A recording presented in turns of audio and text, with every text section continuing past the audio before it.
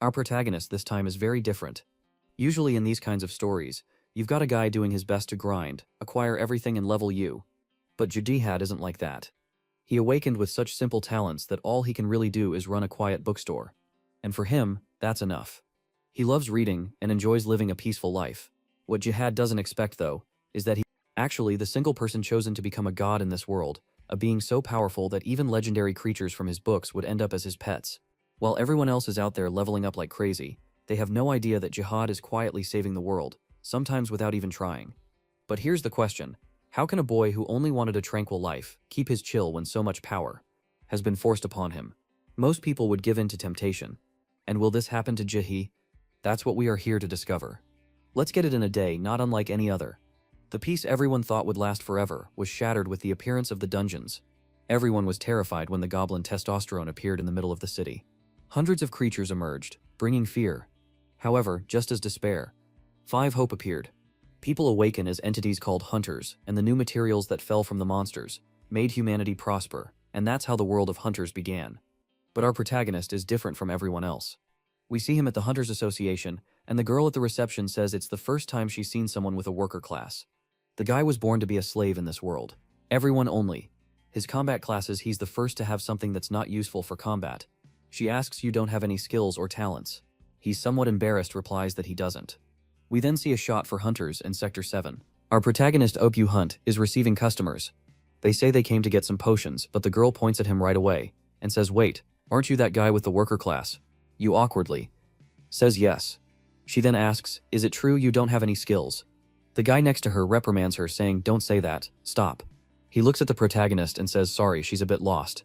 The protagonist says it's okay, and that she didn't say anything wrong here.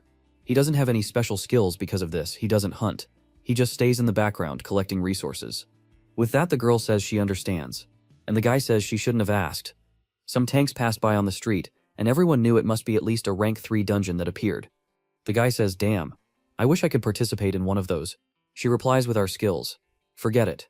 Not nearly enough. Our protagonist observing just thinks about how difficult something like that must be. The people leave, and he says, "Arigato," he wonders. How much resource must be in a place like that? However, obviously he's never going there. It's been 5 years since he awakened. He'd received his worker class, but it has nothing. No skill, no special characteristic. That's why when he goes to the dungeons, he stays in the background. As soon as everyone kills everything, he goes in and picks up the leftovers. Does it pay well? No, but it's enough just for him to pay the bills for the month and keep this place open and do what he likes most, which is reading books. Whenever the shop is empty, he picks one up and reads. But that day he got sleepy. He thought maybe it was because the book was too difficult to understand, and boom, he fell on the table. But the book shined. Then he went inside. Our boy wakes up with a leaf falling on his face and gets up all startled. What is this? Wait, it's definitely not a dream. Is it an illusion? Can I open my status window? He opens it. Nothing special, but this forest looks a bit strange. I don't hear any animal sounds, and I can't see anything because of this dense fog. All I can see are those little sprouts there. Looks like a fruit. He approaches confused, saying, "I've never seen anything like this." Ether Herb makes the consumption of ether for any skills. For 10 seconds? Is this description real? If this were true, it would be a very good item, either.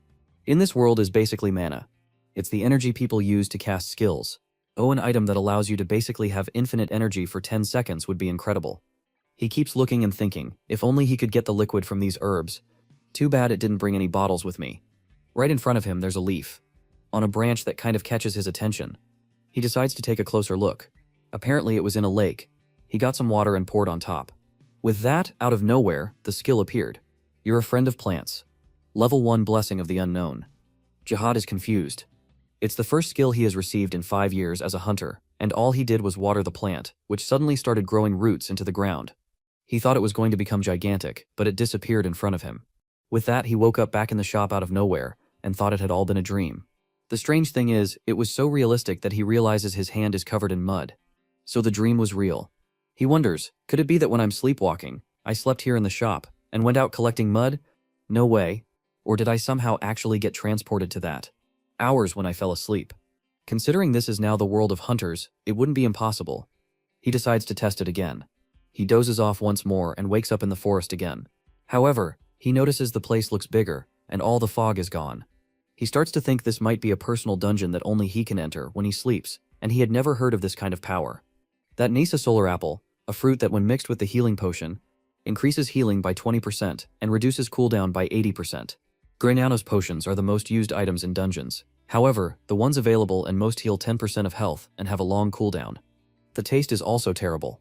Looking at the apples, he's astonished there aren't just one or two. There are a bunch of solar apples. He has an idea.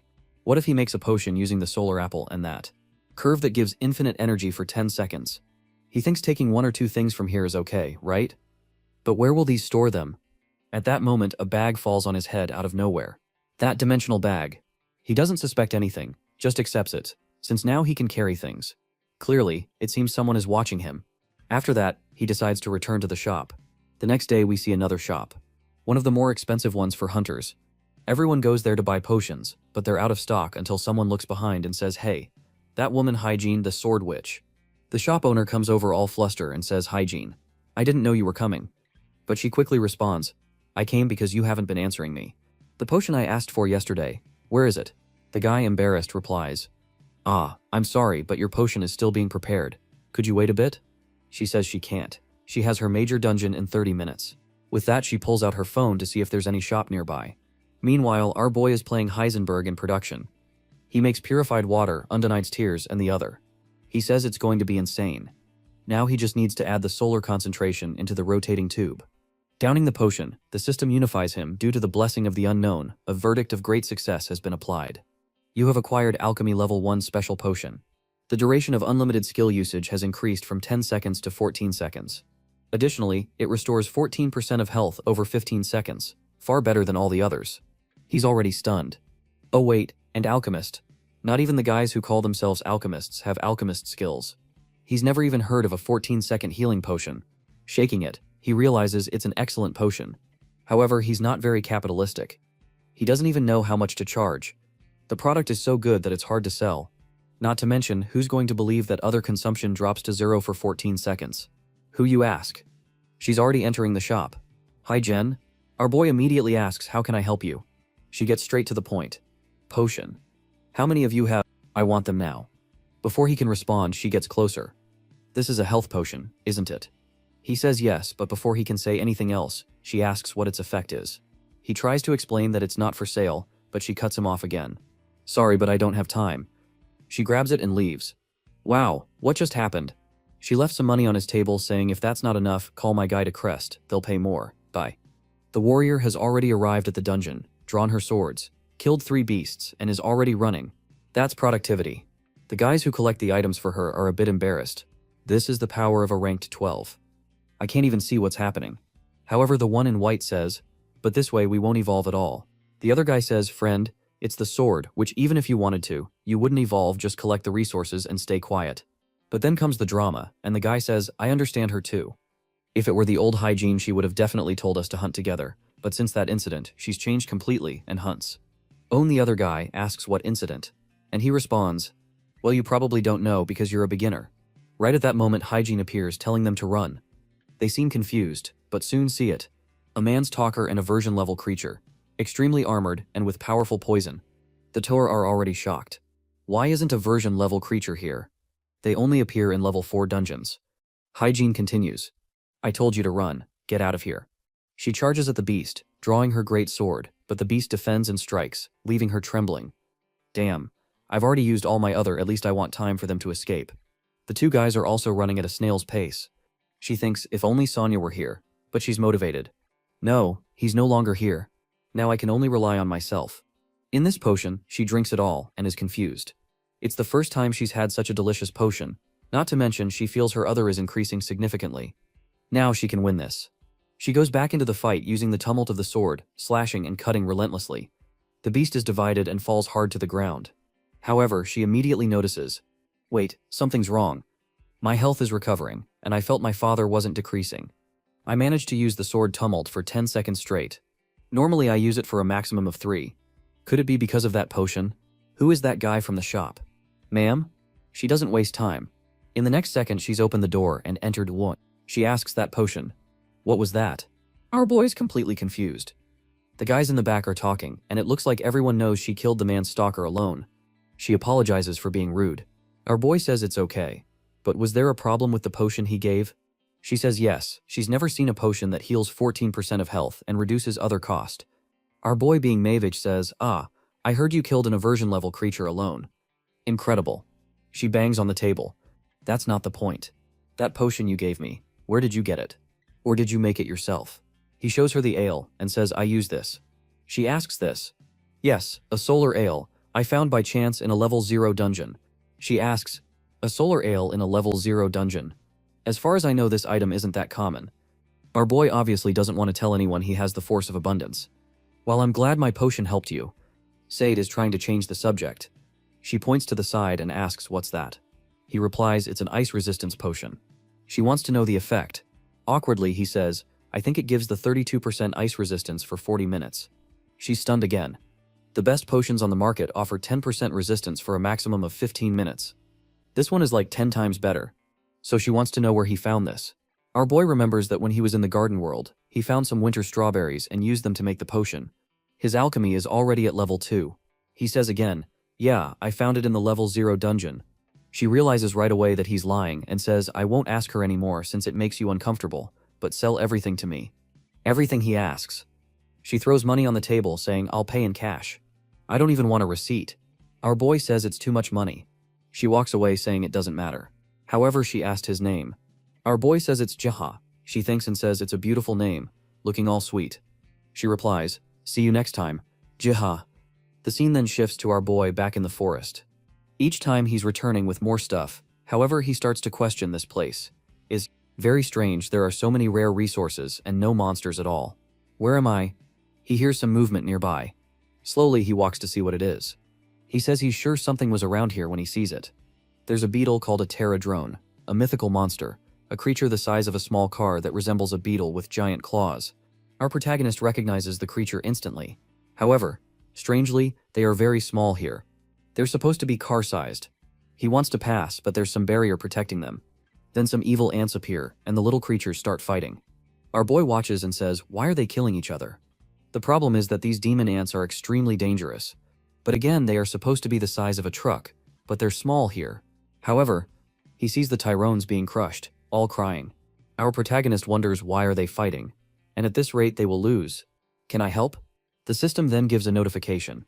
The war between your terror drones and the demon ants has begun. Do you want to help your legion? Yes or no? Our protagonist? Would I can intervene in this? Even stranger, it says my terror drones. Well, if that's the case, then yes, your legion is losing. You can use an essence buff to improve the chances of victory. Increase HP by 30% for 1 hour. Increase poison resistance, increased physical resistance, or the worker's blessing, which costs 2 essences. Our boy thinks he understands and says, I can't help directly, but I can provide assistance. Walking around, he had found these essences used for buffs, and he has just 2. Since the last option is more expensive, it's probably the best, so he applies the worker's blessing. The little creatures feel the energy flowing into them. Empowered, they start smashing all the ants. They quickly win, and our boy is delighted. Wow, this is crazy. He approaches the terror drones and thanks them for defending the forest. However, the cute creatures start giving him lots of essence. He gives a little smile, and the creature looks a bit confused. It only takes 5, saying they can keep the rest. This is more than enough for me. He says after all, they were the ones who fought for their lives without the wall, and the fog in the place disappeared. He thinks I was planning to stay here for just a bit today, but it looks like I won't be leaving anytime soon. The next chapter begins by talking about the Hunter's website and the various communities that were created when all this started. Currently, the Sword Witch hygiene is ranked 12, and we see some users discussing the possibility of her killing that creature alone, being alive until someone turns on the light and asks, are you a zombie girl? That's Chutian, the top alchemist of the Flame Guild. The redhead says she can concentrate better when it's dark, but asks if he managed to solve what she asked him to. He says he went in person. The guy is a hunter with the lowest rank of all, no special characteristics. Uchihe. And as expected, I didn't see anything strange about him. The redhead responds, then maybe he has nothing to do with hygiene getting stronger. Shukshane says, I don't know, he was selling something special. Do you know what solar apple is? She says no. He then explains that the solar apple is something no one knows about, but the boy does. It's an item that drastically reduces ether consumption, and I had never even seen one in person until I went there. And the strangest thing is he made a potion using it and was selling it for a cheap price. The redhead then comments, what if the apple is real? It's impossible for it to be cheap. He tries to explain that, with this there are only two options. First, he doesn't know the real value of a solar ale, or she completes. He's a person without any greed. She gets up and says, you know what? I need some fresh air. I'll go see him. The guy asks if she wants him to prepare a car. She says, what? I'm not the boss of the company. He says she is. However, she responds that he is in an esteemed position tramway and the master of the Eternal Guild. Back in the Forest of Abundance, Chief feels a bit chilly, but he brought a lighter, remembering that after the barrier fell, he didn't see anything much different. Of course, he still hasn't fully explored. There's an area that seems extremely dangerous. He can feel it, and for now he's not keen on putting himself in danger, so he decides to return. At that moment, the little beetles appear again, carrying some things confused. Says, it's you guys again. What are you carrying? A chasing flower. Shiva asks, is this for me? The little beetles happily nod yes. He notices that one of them is a bit larger than the others, and is always at the front. He says, you're different. Are you the leader? They don't really respond. Our boy asks, did you come from that scary place? At that moment, a mission appears. The Terror. Request your help to rescue their queen. Do you accept the mission to rescue the queen? So these seeds from the Miss Hunter flower are a common request. Jihad muses. Since you protected the forest, I'll see what I can do. I also fear that place, but I'll see what I can do. The little beetles are all cute. Eager. However, for this you will have to prepare a few things. So if they plan to do it tomorrow, the next day. He has made a healing potion, poison resistance potions, and a lot of food rations. Everyone is prepared. With everyone buffed up, he says, let's go rescue the queen. As he approaches, he sees it. The thing exuding the purple aura is the nest of the demonic ants. It's at least 3 meters high. No more delays. The battle is about to begin. The fight is intense. Wow. The protagonist is impressed. The Terradrone are winning more easily than last time, but the poison is still hurting them. The system then says he has the right to use a power once to help them. He can bring the flying demonic ants to the ground with one slap, but it will cost the 3 essences. Our boy is confused. 1 slap and I can only use it once. What am I supposed to do with that? Then he sees at the top of the nest and winged and appears. It's a messenger. The system warns him that if this ant gets away, it will bring back the main army. He looks at his hand and wonders, so I can stop her message for the slap. Let's see. He activates the ability, and just as the little ant is flying, she sees the massive hand coming. Man, it was a slap indeed. I thought it was some power, but it was the protagonist himself. The next chapter starts with Ryan visiting our boys. Shop in front, she thinks. This is the place that sells the solar apple. From the outside it looks like any other shop, but who knows what secrets are hidden here, especially since she was informed that Hagen managed to hunt that creature after visiting this place. So I'll enter and find out if... But she notices it's closed, but the sign says it's open. She wonders if he went to the bathroom. She asks the laughing guy nearby, don't they open today? The guy responds, I'm not sure. They haven't opened since yesterday. Actually, the young man who runs this place seems to have something going on. She asks the guy why isn't he opening frequently. The guy responds that young people today aren't like they used to be. No professionalism, she thinks. Wait, is this change recent? It seems that this Yujaf is hiding something. Back with our boy. He's impressed with the slap. He gave the other answer sweating. Meanwhile, the beetles are now motivated. They charge forward as the ants flee crime. A little later, the beetles are celebrating at his feet. However, he asks, aren't you going to rescue your queen? When he looks, some little beetles are already bringing her on a stretcher. The queen warrior is all battered. She tries to get up to talk to Jarga. He tells her not to strain herself. You've done enough, you can rest. The system then says the queen of the Terradrones wants a former sworn alliance with you. If you accept, you will be sponsored by the Terradrums and receive various items. It also says that Jihad will have to fulfill their requests. Our boy says there's nothing to think about. Of course I'll accept. After all, they can help each other. The system then says you and the Terradrone are now allies. You can now sponsor them more directly. The little general from before then evolves into a Terradrome warrior. Our boy impressed says, wow, now he really looks like a general. He calls the squad and they bring a bunch of stuff to him. Greyka, embarrassed, sees it again. He says he doesn't need all this. I'd be happy with just 10 essences and a little ether. He wonders what those... They gave him our wild grape seed and tree fruit seed, while her boy says he'll just plant them and wait to see what grows. He finds it strange that a tree grows a fruit. How's that possible? He thinks, well, whatever, the forest will take care of it. The plan now is to build a new cabin the next day in some other dungeon. The guys are talking. Are you sure, though? And Queen is here, homie. He responds, of course she is. We'll make a lot of money if we steal her nest. But another guy says, hey, wait a minute, what's that? The quest is already completed. Human says, what are you talking about, you fool? We just got here. When they look, the nest is empty. The guy in the back says, huh, did someone from another region clear it out? The knight says, you don't know that once a dungeon is cleared, it doesn't open again like this. The guy thinks, damn, how did this happen to us? The guy at the front says to the other man, I don't know what happened, but it looks like there was an attack.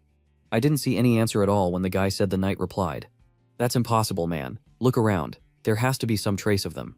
Then one of them said, Yum, take a look at the ground. Young asked, the ground? What? Will look at that handprint. They wondered, who could have done this? One of the guys questioned, isn't this the shape of a palm? Is this the work of a giant? Another guy said, man, but at this size, it must be a creature of at least destruction level. One of them started running, shouting, let's get out of here. One of them told the group, do you think we have any chance against a creature that single-handedly wiped out the entire ant nest for male retreat? Now we'll die without even knowing. Happened. Let's get back to the association. We then see some guys in an office examining the protagonist palm mark. The important group successor, Kyung-suk, said this was at the ant nest, right? If anything else happens, let me know. The guy was just thinking, this palm isn't from an ordinary monster, and it's too big to be an evolution of some other species. It's some creature we don't know about. Could something above destruction? Income appeared, looking out the window. He thought, I just hope the terrible thing doesn't happen again. We didn't see our protagonists in Area 5 of the city. He was waiting there until a girl came running and shouting Jiked. She looked like a sister version. Could this be the case though? She fell to the ground like a klutz. Sum up saying it's all okay. The book is safe. He says, that's not what I'm worried about. This crazy-headed girl is Sunio, the only origami hunter in Korea. She says it's been a while since I left the house. I forgot how to walk. Clearly she's a book addict, and that's how she and the protagonist became best friends. He hands her the package saying, have you had breakfast? Jumiya asked me to give this to you. She thanks him and gives in a little book. Our boy asks why. She says she went to a bookstore, and the seller was sad, saying everyone who took this book always returned it, so she bought it and brought it to him. Our protagonist says a book that everyone returns is kind of scary, isn't it? When he looks at it, he already sees it has mana and aura there. And the system gives a notification. You have acquired the infinite spell book. To write a spell in this book, you need the feather of the Thunderbird, and ink. Our boy asks, are you sure the guy didn't want this book? She says yes, there's nothing written in it, and he only used it as decoration. She tried to write something, but it didn't work. The protagonist thinks a book with nothing written in it must have something to do with this notification just now, and she probably didn't get the notification since she's giving it to him like this. She says sorry if you don't want it. He says no, I like it. I'll keep it. I'll use it wisely. Back at the shop, he tries to rig the pencil, but it doesn't work. He knows he'll need that Thunderbird feather. The system gives information. Thunderbird, a colossal and extremely rare creature with a wingspan of 25 meters. Our boy thinks, I'll have to get that. Not to mention it's rare. How is he going to locate such a thing? He thinks, I'll be another person who uses this as decoration. However, when he touches the book, he receives the good penmanship trait and an ancient magic skill. He stares at his own hand thinking what out of nowhere again. But he didn't feel any different. But getting this skill now isn't a coincidence. He grabs a piece of paper that was nearby and manages to write about the bird. He even levels up his penmanship skill. However, even with that you can't write in the book, but he wrote there 25-meter. Bird. Giant bird. Very difficult to capture. The big feature of this skill is that his handwriting got a lot prettier, at least. But then he feels something happening nearby. He runs outside. A gate opens in front of the shop. Difficulty 0. Target Thunderbird feather. Time limit 1 hour. He thinks, wait, what? It goes straight to the bird's nest. Could this be an effect? The good penmanship skill. The aura seems dangerous, but it's ranked 0, so it shouldn't be a problem, right? Well, let's go. He enters and immediately sees a waterfall. Thinking it really did let him in, she asks, is this the habitat of the tree? It doesn't seem like it can accommodate a giant bird. But then the bird appears. It flaps its wings above him, and he goes flying. Jihad exclaims, how am I supposed to hunt? That it's as big as a house. However, some feathers start falling. The bird flies away, seemingly saying, use your junk. Well, he wonders, wait, it's leaving. He picks up a feather, already acquiring the Thunderbird feather. He thinks how could this be so easy with the feathers now in hand? He just needs the ink. He smiles, already having an idea. He calls the terror drones to bring some green. Extract, he thinks, his little friends, and thinks that now the preparations are complete, he's ready to solve the mystery of the infinite spellbook. Standing there ready to write, he thinks, I wonder what kind of magic is in this book. Well, I'll find out for myself. He touches the feather to the book, and a lot of magical stuff starts happening. He begins floating, and the magic spreads throughout the forest. When he gets up, he recognizes it. Immediately, he thinks these are runic words, something he had seen in a book a long time ago. The legend of an ancient tree that taught a tribe 4 types of magic: creation, harmony, change, and destruction. However, it was extremely difficult to control these magical powers until they discovered the runic words on an expedition. Upon researching, he understands. So the ancient tree of the world. About that, tried the 4 main magical powers. The comprehension was very difficult, so they were divided into runic words. However, he had never heard of these runic words in his life. He wonders if maybe there's some way to use them with this book. Staring at the tree, he sees that runes appear on the pages when he used this book. He questions why they were engraved on the tree and not in the book. He remembers that this is the tree he watered when he first arrived here. But he's sure it's impossible that the small tree is the world tree. He thinks to himself, I don't know when these ruins will disappear, so it's better to write them down. But will something happen just by putting these symbols in the book? She had to feel something strange. Even though it's the first time he's seen these ruins, he kind of understands their meaning. And when is engraved on the tree says destruction, the fire will set everything ablaze. The kid is a bit crazy. As he reads this and writes it in the book, the system then says scroll to change destruction increases the destructive power of a magical run. He's overjoyed. Wow. So if I write the runs they turn into scrolls use. Well, if that's the case, just tear it out, right? He cuts it, and it turns into a scroll. He says he's going to write about 99 more of these, and he realizes the page he tore out is regenerated. That's why it's called an infinite spellbook. Staring at the book, he knows he can write as much as he wants. All he needs is ink, which isn't even that hard to get. The only problem is he doesn't know exactly how the scroll works. Increase the destruction and power of a magical room is all it says. Since he doesn't have any magic, he can't test it. They'll need to manage to make it work. Oh, Leprous already in the shop. Come here, he's sly one. I'm going to use you for the scroll. She asked our boy. Are you a hunter, Graya? He replies that he is. She runs up to him, finally meet. Jihad is startled as she shouts in his face. You're hard to find, aren't you? Do you know how many times I've come to the shop just to find you? Our protagonist thinks this one is tough. He apologizes, saying it's due to personal circumstances. Have had to close frequently. Looking him in the eye, she thinks just as true unsaid. He doesn't seem special at all. Our boy wonders why does she staring at me so coldly, but she thinks of herself whatever my purpose here is in him. But the items he sells, she apologizes and says she understands his circumstances. But anyway, sorry for the late introduction, but she is the leader of the Eternal Flame. Build way in, and she heard he sells special items in his shop. He agrees and she starts to say something, but he interrupts. You're talking about the solar apple? Argue or are you looking for a winter strawberry? She says that's right, but he continues. Those items are the most famous here in the shop these days. Wait a moment, since you've come here several times without success, I'll give you some things. She thinks, is she really that easy to get things from? She's very confused, but our boy says, hey customer, we're out of stock. She asks, what do you mean? Our boy remembers that he got so focused on playing with the terror drones and writing runs in the book that he forgot to make potions. So he tells her, if you come back tomorrow, I'll prepare them for you. Sorry again. She thinks to herself. Yeah, I can't even say anything. Clearly he's sad. Is he kind or stupid or both? She turns to leave, saying, well, nothing to do then, since you have nothing to sell. Sadly, she was away thinking to herself, I'll come back tomorrow. I just wanted to go to the dungeon. But then our boy says, wait a moment. You said you're the leader of the Eternal Flame Guild, right? Are you the fire mage? Yes. Why she got hands are the scroll, and says, ah great, then test this out. I'm sure it'll make an explosive meteor bomb. She looks at it and asks, what's this? A scroll? The protagonist responds, yes, it's a fire scroll I made yesterday for testing. I'm giving it to you so I don't feel bad for letting you leave empty-handed. She says, since it's from you, I won't refuse. She activates it, and the shop explodes with a fiery message. The flames will set everything ablaze. She says she likes that phrase, and we'll see him tomorrow. He replies, ah, okay my customer, see you soon. But you notice this something. The staff on her back is glowing much more than when she entered. We then see her in the spider dungeon. They've just defeated the central spider, are marching forward. Our redhead is throwing fireballs. However, she finds it strange. Her fire powers are much stronger. With one hit, the creatures fall dead. Not to mention the run on her staff won't stop glowing. But she gets a bit distracted and almost gets hit by a purple venom. She manages to dodge. The guy next to her asks, are you okay, leader? She says she's fine. She just finds it strange that there are many more spiders than expected. The guy apologizes again, saying that in forest dungeons there are many variables. But she wants they can go back and reorganize. She says no, forget it. We'll continue forward no matter what. But the cautious mate says it's better we go back. You don't need to push yourself so hard. But the warrior is on fire today.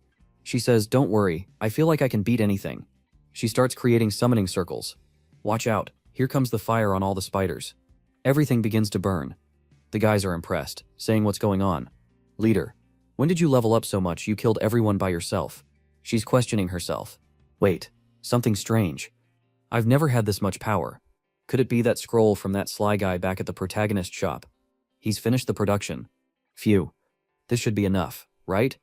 He prepared a bunch of solar potions and some old resistance potions now just waiting for Quan, who said she would come in the morning.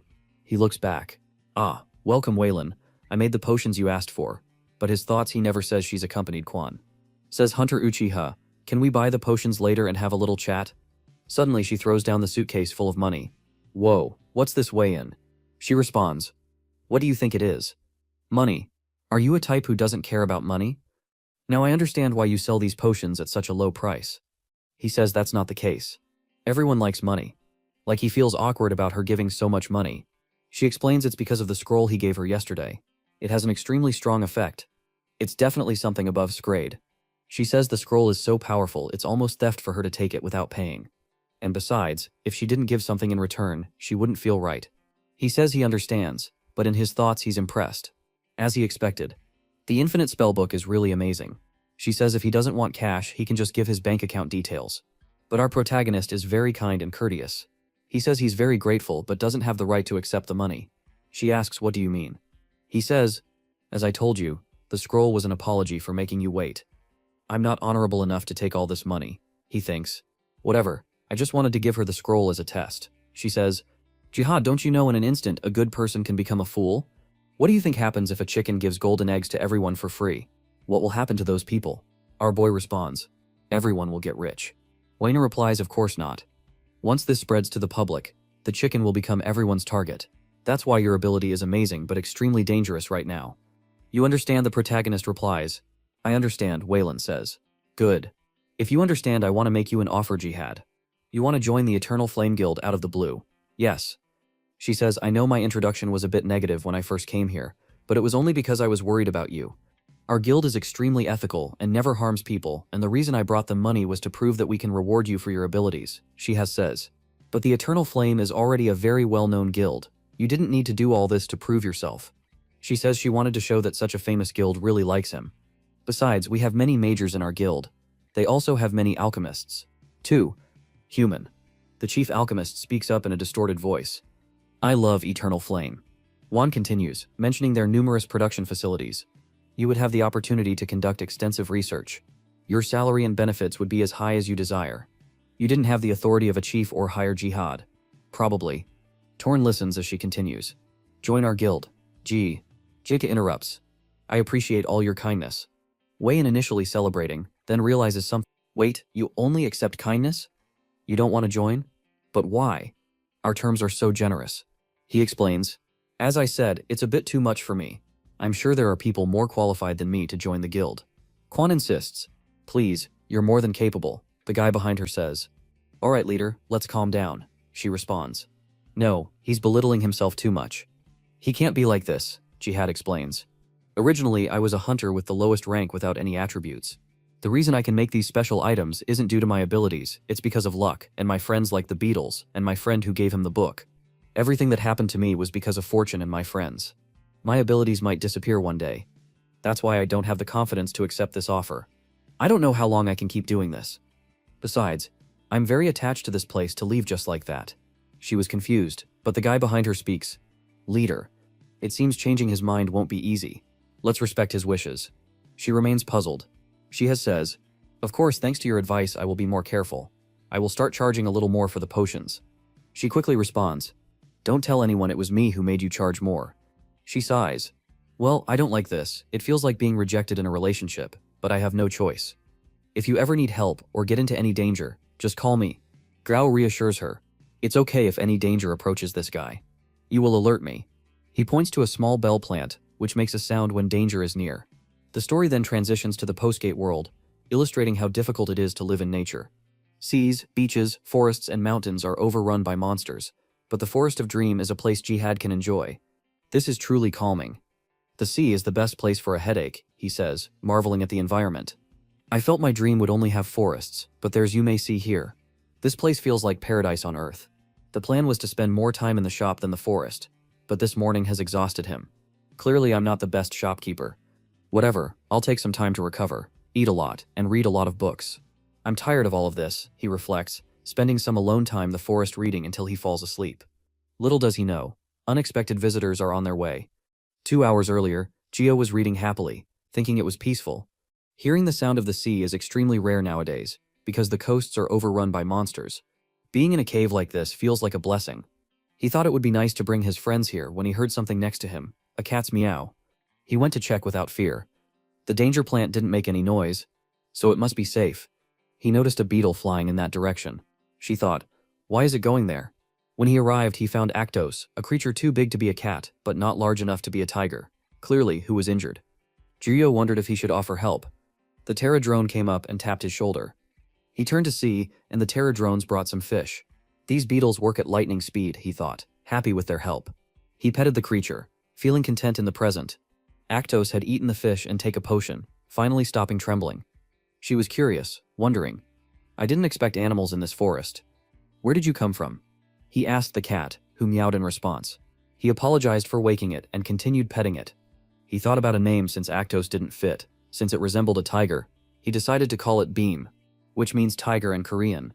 She just said, if you don't have a place to go, come with me. He wondered, can I take it to the shop? When Wayne arrived at the shop, she was startled. What's that? He said, this is BM. Wayne exclaimed, no, it's a tiger. Our boy is confused. I didn't imagine she would be scared. Hygiene brings the coffee, and our boy says you're giving this to me for free. But at that moment, he had already stepped back because the kitten was approaching. Our protagonist apologizes. He's going to live here with me from now on. I didn't think you would be afraid. However, he notices that Beam is standing still, smiling. He wants you to pet him. Hygiene approaches awkwardly and pets him, thinking he's soft and fluffy. It seems like he's only a tiger and mane. She says, Hygiene continues. I heard you gave away some scrolls. Free. Everyone on the internet is talking about it, he replies. Oh right, it was for the leader of the Eternal Flame Guild. Jung thinks he gave away scrolls worth more than 100 million for free. That he have no ambition. Or does he just stubborn? It's clear he has been living like this for a long time now, calculating things too much without greed. He tries to make others feel comfortable. That's why I always want to come back to the shop. Beam is there, biting at G's clothes. At that moment, the danger plant suddenly starts shaking. He thinks, what suddenly could it be? A city-wide alert comes level 4 catastrophe warning. All residents in the vicinity must evacuate immediately. Hydrogen turns to him, saying they need to evacuate urgently. Outside tanks have arrived, ordering everyone to evacuate. Our boy is there with his white cat in the crowd. The level 4 catastrophe is very dangerous. She knows they will need many strong hunters. He just hopes they can handle it. Sometime later, they arrive at the bunker. The gram has already shaken. Everyone there is crying. She thinks to himself, is it too early to feel safe? He pets BM, who is also scared. I hope it's nothing, thinks above. The catastrophe is ongoing. This happens when hunters enter a dungeon and fail. When a mission fails in a lower level dungeon, it's not very difficult, but it's a completely different story when a level 4 or higher dungeon fails. The government has a plan to evacuate all civilians within a 20 kilometers area. Snipers are positioned everywhere, calling all hunters to be ready. Man, this is the first functioning government I've seen. Gryo thinks in front of everyone. Hijab announces the coming. The first things to appear are giant skeletons. The army is here. Missiles propose explosions. Look at that, the military is actually doing something. Himzio analyzing recognizes it must have been a dungeon with weak monsters, but with the amount of combat power they have, it shouldn't be too difficult. He tells the army to shoot only those coming out of the gate while they focus on the ones escaping. Unless there's another variable, we'll win. Then a giant hand appears. He recognizes it immediately. A monstrous level creature. He changes the plan instantly. Focus everyone on that giant beast. Missiles, bombs, bullets. The torpedo hits its mouth and explodes. Still intact, the creature glares at everyone. Dangerous enemies must be killed. It charges forward. Himzo yells for everyone to dodge. Fred, you better dodge, you're about to get crushed and massive bait. The creature passes over them, heading towards the shelter, but Hygiene jumps in the way. Who allowed you to go to the shelter using her sword? Tumult. Will it work? She wonders. Hlan is also there. She has the scroll. She blasts it with a laser, But the creature doesn't even turn around. It keeps moving straight. It punches her in the gut. Man, you're in trouble. Weigh in, the crazy maid shouts. Don't chase it. If you don't defend, who will save the people? The creature faces Jihad and says, I found you. Our enemy, Guga thinks, wait, the barrier was broken so easily. This means they're not winning. Sighed, but his legs are paralyzed. He tries to move, but he can't. When he finally does, the creature is about to grab him, but Beam tugs him back and unleashes an ice barrage. Standing in front of Jihad, staring down the creature. The creature trembles. What are you scared? In its mind, the creature hears him saying, you are an inferior beast. Leave now, seeing from behind Hygiene, and Way unrealized has stopped. We need to take this chance. Fires a massive shot of fire enveloping her sword and flames slicing through the beast. The creature is now charred. She falls to the ground exhausted. Hao Yan asks, is it over? Hygiene replies, no, I feel a massive amount of ether inside the kitten, now all cute in Geo's arms. Sometime later, ambulances are taken away. Injured, Hygiene feels the concentration of ether has disappeared. Looking at Beyond, she thinks, did that come from him? Our boy is now at home after taking a bath, thinking about the crazy day, petting Beyond. He thinks he seems so terrifying at that moment, but now he's so calm. The protagonist keeps thinking about the creature and decides to write about it. Just have it recorded. Monstrous creature, 15 meters. Call ugly as hell, and very strong. There's a website that records all monsters, but no one knows how Kato manages to register new ones. However, strangely, when our boy wrote in the book, it also got added to the wiki. Young Suk is confused. What? How are these entries being updated? But our boy is just calmly recording everything. The scene then shifts to a hunters meeting. They are discussing the monster, and especially the fact that they think it wasn't one of their hunters who killed it. Nobody knows why the creature got stuck after breaking the wall. Couldn't have been one of the humans inside, they wonder. But that doesn't make sense. How could a human have so much power? Young says, did you see that the wiki was updated? For the first time in a long while, something is coming among us. Or something powerful enough to scare even that creature. Hygiene speculates either the person who scared it was inside, or it's a hunter with an ability we don't know about yet. Juan explains that several people present reported hearing a cat scream when the creature froze. Hyungzik dismisses it. It doesn't matter, that's not important, Wei-in responds. Maybe, but inside was the potion shop owner, with his snow leopard, and since the creature froze, the three of them, into our protagonist shop. He creates them. Hi, how are you? They barged in without a word, all three of them slamming the table. Where's the cat? We want to see it Beyond. We'll get scared with you acting so desperate. Graya says. Biam, who is nearby, jumps on the table and stretches. The three of them look at him all confused. William picks him up and asks, hey, is this the cat that caused that ether wave? He looks like a normal cat. Gimi warns her it's better not to hold him like that. But she doesn't care, and grabs him saying she doesn't feel any other coming from him.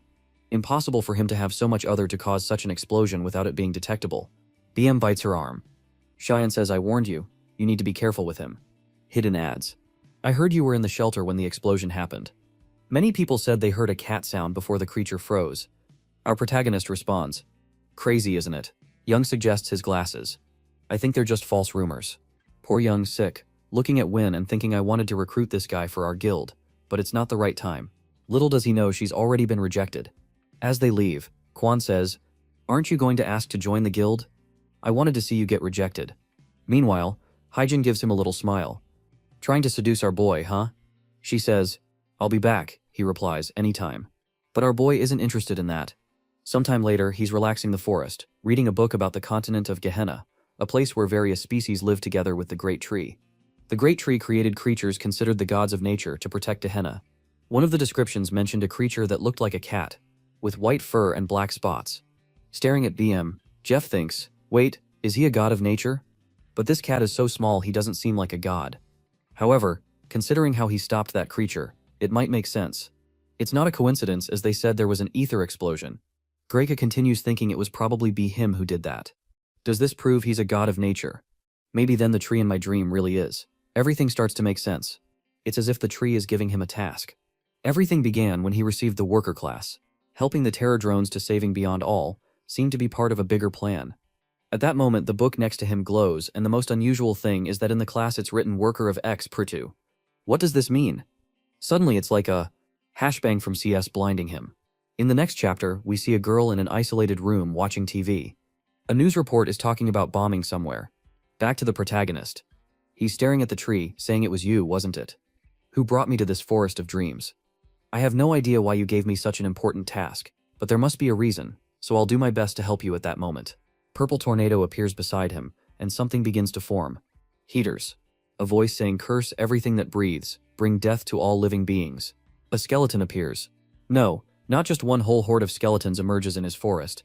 He recognizes the creature as an ancient lich, a creature of terror level. Oh my god, look at the size. This is a disaster. He thinks it's almost cute. Being so small, the lich commands kneel before the master. The system then notifies him. The ancient lich is corrupting the nearby lands and will soon reach yours. Although an immediate counterattack is difficult, you want to try to reduce its influence. Our boy obviously agrees. Below, the lich is calling everyone. What's bizarre now is imagining if this cat is the size of a normal one. If the lich, it should be much bigger, is tiny. How big is this cat really? The lich is marching with his minions. Our boy just wants to give a slap. If that's not an option, he remembers that liches don't die unless you destroy their life source, and the system gives him that exact mission. Plus, you will also need to purify the nearby lands that the lich has corrupted. Far away, he sees a little castle and recognizes it. He's seen it. Somewhere before it's the banner of the Kingdom of Estron. Could these skeletons, the liches controlling me, the people from there? He decides not to dwell on it. The important thing now is to reclaim this place. And since he can't intervene directly, he will have to use the army he calls the terror drones. The problem is that the only one who can fly is his warrior. Everyone else is stuck because there's a big rock in the way. Our boy has two options. You can either spend an essence to remove the rock or let the terror drones handle it. Since he's in a hurry, he spends the essence. Tell them to go one-on-one. Jihad says. The duel begins and our boy watches the battle. Now that they're strengthened, they really look like a troop. The ledge tries to send more soldiers, but it's not working. He raises his staff to cast a spell. A spell was an area of effect, but just as he's about to strike the staff, on the ground activated, the terror drone warrior arrives and stops him. Our boy sighs in relief. The blessing came at the perfect time. They snatch the staff from the lich's hand and throw him to the ground. He's getting pulverized. There's only gravel left of him. But the lich is confident. No matter, it's just an undead body. However, Gia realizes that he had already sent someone to find the lich's life. Of course, but the terror drone who found it isn't strong enough to destroy it because of this. Yeah, has to spend 5 essences to evolve him into a warrior to take advantage of the lich being in pieces. He spends it. The creature begins to evolve, gaining armor and all. I thought he had evolved the one in the chest, but he evolved the big one, making it even stronger. The lich reconstructing itself screams desperately to stop. But there's no time. The terror drone headbutts. The chest is integrating the lich. Our boy, all happy, celebrates. We won. The troop brings several little chests. It's funny because the chests are small in their hands, but probably gigantic in real life. She feels a bit embarrassed and thanks them. The little creatures are also embarrassed. The strongest Terra Jerome brings a chest, which when placed before him, returns to its real size. Our boy greedily opens it. Inside there's the Sword of the Estrom Rain. You make priority +5 to mentality and charisma of the conqueror. Really, I'm just a worker. I don't have any attack stats. He thinks he would like to return it to the rifle owner, but looking at the destroyed castle he imagines the owner is long dead. So he stores it in his glitchy backpack, pulls out his little spade and begins fixing the soil of the region. He's dumping cursed dirt into a bucket to purify it, when one of the terror drones suggests you write a scroll using the ink. Jihad replies, "There's no room, my friend, just that maroon appears on the tree." What a coincidence. Well, if that's the case, let's write it. Purification Ruin restores land to its original state. DM jumps on him and he plays with him, while the Terra drone uses the scroll and brings it to him. Scroll of Harmony cleanses any corrupted land, but suddenly all the terror drones disappear. The scene shifts to a completely different place, where someone says this is our land death to all who destroy our peace. The people there cover their ears, wondering where the sound is coming from. Suddenly the star shines in the sky, and the Lich appears with his army announcing this land has now been given to us. However, another portal opens next to the Lich and out comes a gigantic figure. The Lich glares. Cursed race of the tree. The Terradrome smashes most of them. The Lich tries to retaliate with magic, but now that he's evolved, he's much more resilient. The Lich stands no chance and is easily pulverized. The scene returns to Jihad's shop when someone rushes in, grabs the remote and turns on the TV shouting. Watch the News shows a report on the battle against the Lich. The land that was purple and cursed is suddenly purified. Officials say this means the Lich has been eliminated. Geo wonders what's happening on TV. He sees the terror drone flying in the sky. Everyone is confused about how such a disaster disappeared so suddenly. Jihad back at the shop wonders why was the terror drone.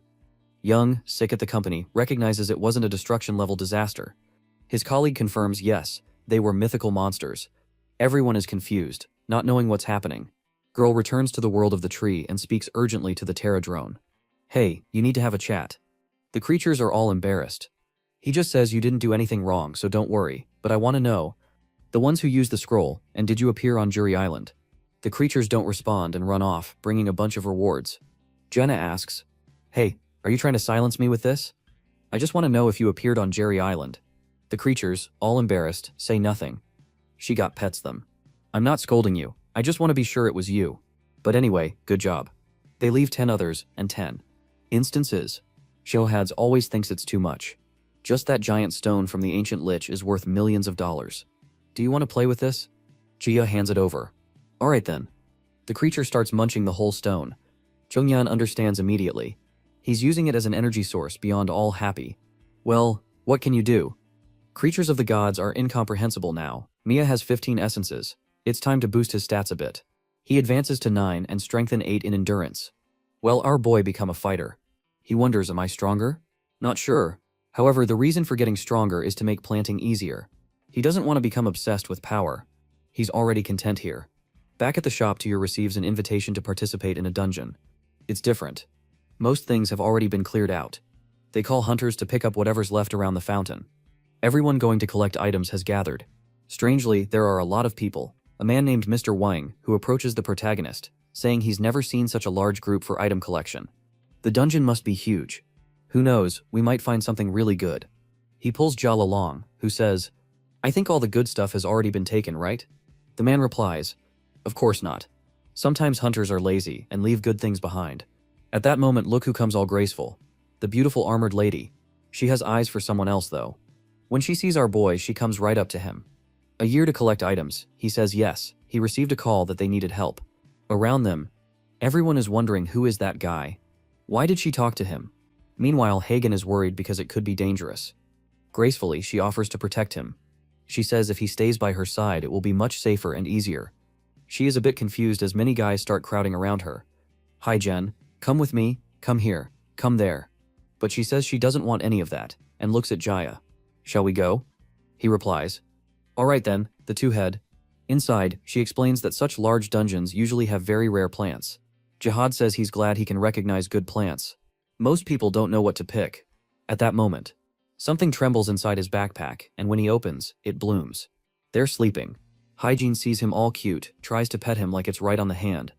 Jihad explains he doesn't like being petted when he's being carried. She's a bit upset, but they continue walking. She then notices that the creature is growing a lot day by day. He must be eating very well, right? Jihai. Yes, that's right. Not going to mention, he eat $1 billion worth of stones. Walking through the forest, she asks if you saw the news about the mystical creature and the monster called Terradrome, and also about the demonic ant nests with a giant handprint. Size of a house? Do you remember slapping it? That can't be it, right? But starts to wonder, is it really like that?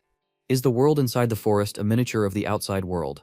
At that moment, Beam gets into an attack stance and Hygiene tells him to step back in front of them. Many trees and plants with big mouths start appearing.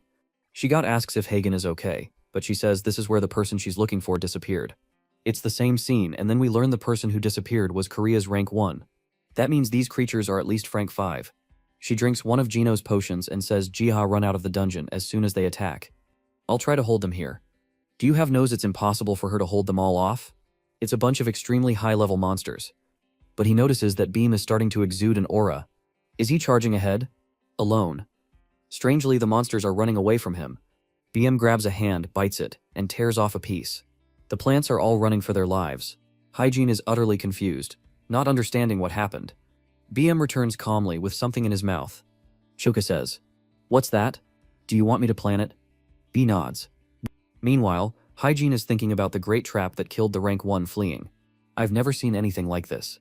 But Graya says they have another problem at the moment. In one direction of the forest, everything's purple. Hygiene tells Jadad that you should go back and she said she finally found a trace of him. She can't go back now. She could. Draws his position and says then we'll go together. Even if it's dangerous, she'll protect them, right? She says yes, but she's lying, right? In the end, Obi Beam, who protects them. Walking through the forest, she points to a cave and asks, do you see that all the light is coming from that place? Jihad agrees and they decide to enter. At the entrance, there are traces of blood and large handprints. Someone tried to escape but didn't fare well. At that moment, Hygiene recognizes the armor and sword of the rank 1 guy, but it's all shattered and bloodied. She hugs it, already in tears, thinking he's passed away. Grey K tries to comfort her, saying if he had really been killed here, his skeleton would be here. Probably. He dropped it and went somewhere else. Do you really think so? Yes. Just then, Beam brings a large green apple in his mouth. Actually, it's a symbiotic egg. He says he's heard about it, but isn't sure what it does. When they get out, we'll take a look. The BM gives him a little nip on the arm, wanting affection. Giga says that these are excellent signs and that the person is probably alive. She agrees that must be the case. Let's go back.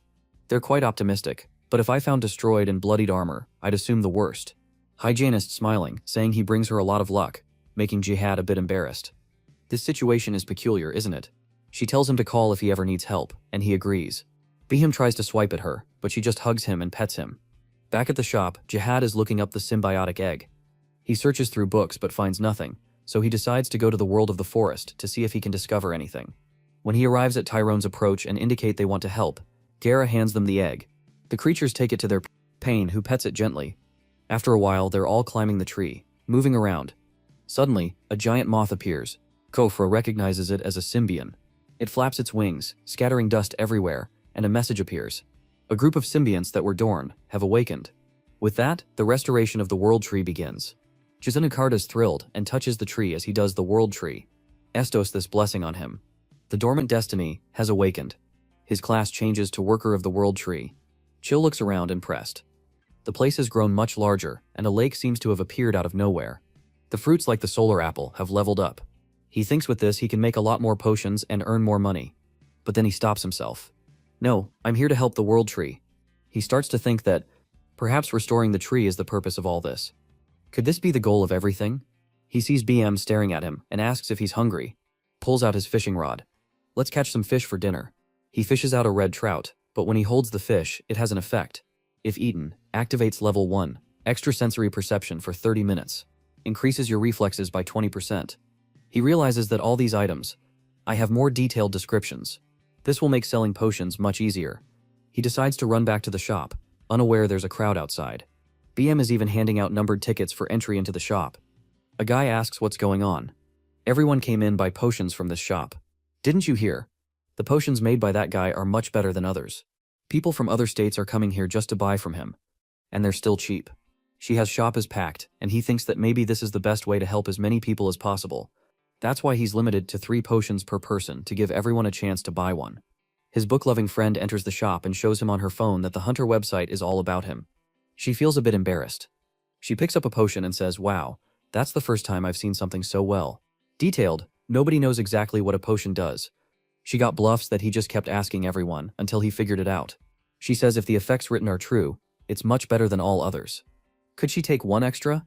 As a friend, Gaia says no, but as a friend he'll give her the scroll of creation wish. Any small wish can come true too. Uses Grey Cat, just hopes. Nothing strange. Happens because he hasn't seen anyone use it yet. Later, this friend went to a dungeon with her colleagues, and in the midst of everything she was hit by a creature on her back. When she fell, her group killed the creature and she got up. Strangely, the scroll activated by itself, giving a buff to receive 70% more items for 30 minutes. But at that moment, the ground cracked. Everyone panicked, thinking they would die, but instead they fell straight into the treasure room of that place. There she found exactly the book she had been searching for. After gathering everything, they were leaving the place from a bunch of creatures appeared to attack them. They tried to flee, but there was no escape. She put the book over her head and prayed Mount to die. Suddenly, they were in a kind of desert, and everything around them had disappeared. Meanwhile, back with Jaha, the creatures that were chasing them appeared on his land. When he returned to the shop, the people who have been teleported were angrily waiting at his door. Jahid let them in to explain the situation, and she showed him the book she had found. Inside the book was a map of the continent of Gehenna. After that, everyone left. Our boy was left thinking, now I have a lot of things to do, right? I have to take care of the shop, read this book, manage everything. But there he was, petting the kitten. Those feeling sleepy, he sat in the chair still thinking. Not to mention I have to make a bunch of potions before going to the garden. So he thought it would be better to first take a look at the map. Since it's a map used by the Empire's mites, its quality is quite different. Even the terrains, the names of places, the creatures, everything is written with great detail. The ancient lakes that appear came from the south, and the monster from the forest that he and Hygiene counter came from Mount Apego. If the map were complete, you would be able to know where all the dungeons are. At this moment, a clever idea struck him. He's going to ask the pterodon if they knew of anything. Woke up all lazy with the kitten, but was curious where are the pterodon ones. But the little flower that alerts about creatures was trembling, indicating a powerful creature had appeared. Our protagonist was curious. Did it appear here? Then we see the pterodon surrounding a giant cyclops. Giant. Well, because to our boy, everything is tiny. The cyclops is a disaster ranked creature first seen in China. Almost nothing is known about it besides its size and appearance.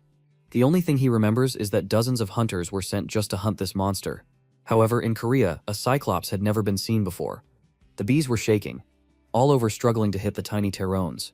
Our protagonists asked, "Beam, aren't you going to help them, you bawk? Look at that big guy over there." Beam replied that no, they apparently didn't need help. Our protagonist found it strange. Not even a mission window appeared. Does this mean the terror guns can handle it? The little creatures were all shielded and brave. Our protagonist decided to write down some characteristics. Just to ensure things were noted, the pterodons charged forward and the cyclops tried to smash them, but they dodged, aiming straight for its eye. He concentrated some energy there. "Watch out for the laser," our boy warned. But the pterodons took a bit of a hit. The laser went through the entire forest, leaving it devastated. Our boy realized the power difference between them and the cyclops was significant.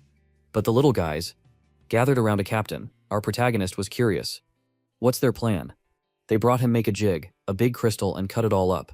Our boy wondered what are they going to do? They made all the little shields with other stones. The cyclops didn't care, concentrated on its eye again, and unleash another laser. Our boy saw that the pterones wouldn't do anything but stay calmly there. He smiled as the laser hit the shield, reflected and struck the cyclops' arm, which fell devastated. It was left stumped like he took the opportunity to write in his book. When facing a cyclops, the best strategy is to use an ether shield to reflect its laser. He wondered if people would have enough author to do that. The cyclops all shattered, was crying, running away, but it was over. Pterodon boom, hit its calf, hit its foot. It felt like a fool. Our protagonist was impressed. The little guys indeed managed on their own. Proudly, they came to talk to our boy. He gave them the usual petting. "You guys are awesome." Since they worked so hard, he decided to give them a reward. Handing over a bunch of ether, he gave everything to the happy pterodon and received a little letter essence, plus 10 essence, plus 10 essence. 10 received 325 essences. He wondered, why did I get so much after Guild Hua? Gyun saw that some information had been updated on the wiki. When she clicked, it said strategy to defeat is Cyclops. You need 10 essences to see this information. She said, "What kind of system is this? I've never seen this before, but it doesn't matter. Right? Instances she can get that easily in just a few dungeons." She sees the information there about the mace, the attack, and the laser. She scrolls down to see the most important part, and it's another 10 essences. Man, this is cruel capitalism 1, she thinks. Poor girl ends up banging her head. Damn, no more essence. Who's the pastor that did this?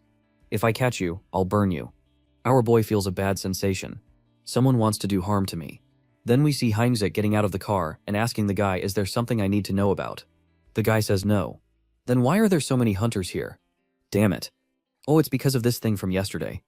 Look, he says, wait. A strategy to defeat a Cyclops.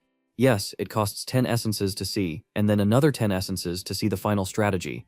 But every hunter knows that. Essences can help with their status. Who's going to spend 20 just to see information about defeating a creature? That's why they all gather here head on over. The author is, but his writing is incredible. Yeah. Especially since his Cyclopes dungeon never appeared here. At the meeting, the guy says it's impossible to access the wiki from any other country, so it's definitely not a foreign thing. Jungkook asks, is there no way to track who's receiving these? The guy replies, unfortunately no. They automatically go straight to the system that helps the hunters, and strangely chest as it's set in the writing. Whoever reads that strategy receives a buff. Coming sick, not understanding a thing. Says I already have a headache.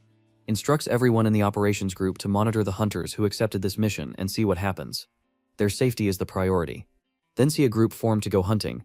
There are 2 hunters looking foolish and Hygiene looking all beautiful and wonderful. In the other group, there are 2 more foolish ones in Hygal also looking beautiful.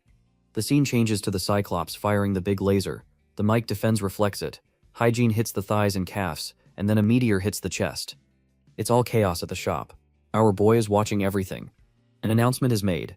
The psychologist dungeon was easily defeated without any catastrophe. Our protagonist is impressed, saying Hygiene and Hyun are incredible. The reporter says that this strategy will be shared with all other countries at no cost.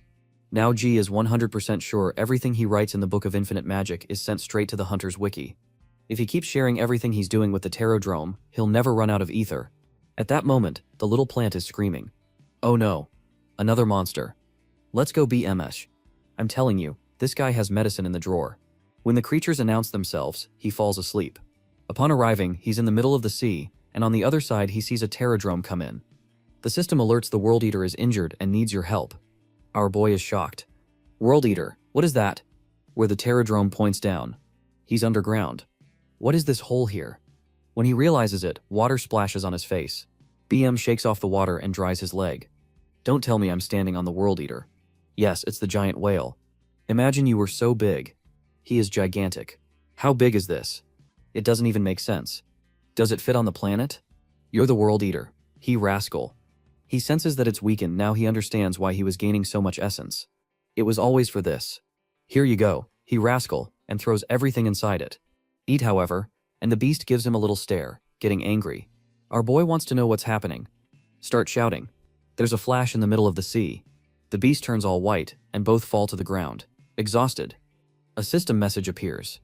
Thanks to your help, the World Eater has returned to its original form. When he looks, it became tiny. Our boy likes it. He loves a cute creature, and he gives it a hug. The World Eater is swimming happily, and our boy thinks it was worth using the essences for this, right? BM obviously not. Biome wants everything for himself. Greedy. Suddenly, our boy notices something. Oh, what's happening?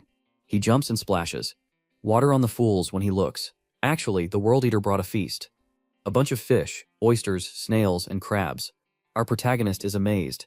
Wow, you're giving me all this. The creature nods. He thanks it and Beam starts eating. The World Eater then leaves on the news. Of course, they're already talking danger. Urgent news. An absurdly gigantic creature appeared in the southern part of Korea. Who could it be? Looking for the creature. Oh no, it's not the World Eater. It's a gigantic octopus. I thought it was our dear World Eater. It already jumped on a house. Everyone's running away in fear. The problem is that the hunters haven't arrived yet. Suddenly someone points out, Captain, what's that? When they look, they see what's behind the poor octopus. The guys are terrified. Wait, and destruction-level creature. Octopus wants to run back to the sea, but it gets sucked in and pulled into the belly of the World Eater gone. The whale is there in the sea, and the guys are just watching. Jungkook asked the guy, wait, so this giant whale is a demagogue that made a contract with someone who awakened for the first time? The guy says yes, it matches the description of a demigod. Jungkook says they need to watch a bit more, but they mention that all the creatures that were near area were pushed to Japan. No one understands what's happening. It's chaos in the library. He and Sonia are just reading. She brought him a bunch of old books from the Kingdom of Estrin, hoping to find some information. Our boy thanks her. She asked if he managed to use the map, and he says unfortunately it only covers from the beginning of the kingdom to the park by the river. Besides, it was described by some Knights of the Commander, so it's not very accurate. She's confused. What do you mean it's not perfect? You see everything to know. Our protagonist is thinking the one who saw everything was the Tarodrome told me, but she can't know that. However, he adds, just adding the southern area of the Tail Sea will complete the Grell String Kingdom map. At least they will know everything around the region. Some Young is curious, why are you so keen on restoring the map? It seems too focused to be just a hobby. He says he feels that it will help someone. He's sure the guy Mina is looking for. Han Sung-yuk is alive somewhere on the continent of Urena. He's got unshakable faith. He found the guy's armor and sword completely destroyed, which means he's alive. But our boy is confident with the World Tree's ability. He's sure he'll find him soon. Have asked curiously, you trying to help a good friend? Who is she? Tell me. Our boy says it's not like that. She says, woman. I see, well, I'm going to sleep because I have to wake up early tomorrow. Our boy says, all right then. Goodbye, my warrior. But before she leaves, he reminds her to pick up the potion in the morning, since they're doing Dungeon Run 3. She agrees, thanks him, and leaves. Our boy is happy with her visit, as she helped him gather more information. He creates a new scroll in the book, a scroll of pursuit. It allows finding a living person through a trace of their location. Armoy is thinking of hygiene, all teary and sad. He wants to help the warrior, so he uses the scroll, spatial power beam of light, seeing her walking back and forth. Why didn't you use it on the guy you want to find? You fool? It's fine since he can make infinite specials. Anyway, BM comes along, gives him a look, asked if he was scared. He gives him a pet, and they're back to the dream world. Strangely, the water there became much clearer. He wonders if it's all thanks to the World Eater. Even the solar apples have leveled up. He visits the Terra drone gang, and the boss is getting huge. Oh no, wait. He was just the angle. Our boy apologizes for the delay. He was very busy. Meeting the rascal then brings a bunch of seeds from some fruit for him. Our protagonist is impressed. A quantity has increased a lot compared to before. He thanks them. The leader points upward, and our boy wonders what is it. He starts climbing. Do you want me to climb? Alright, here we go. When he reaches the top, you can see everything around. He recognizes a mountain in the distance is Mount Apato, and this really proves that the entire continent of Gehenna is within this garden.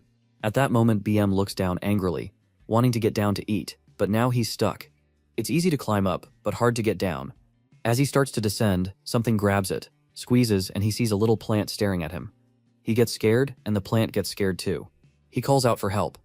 BM save me as the plant evil know it. Just made a path for him. They are all affectionate. Our boy says sorry, thank you for helping me down.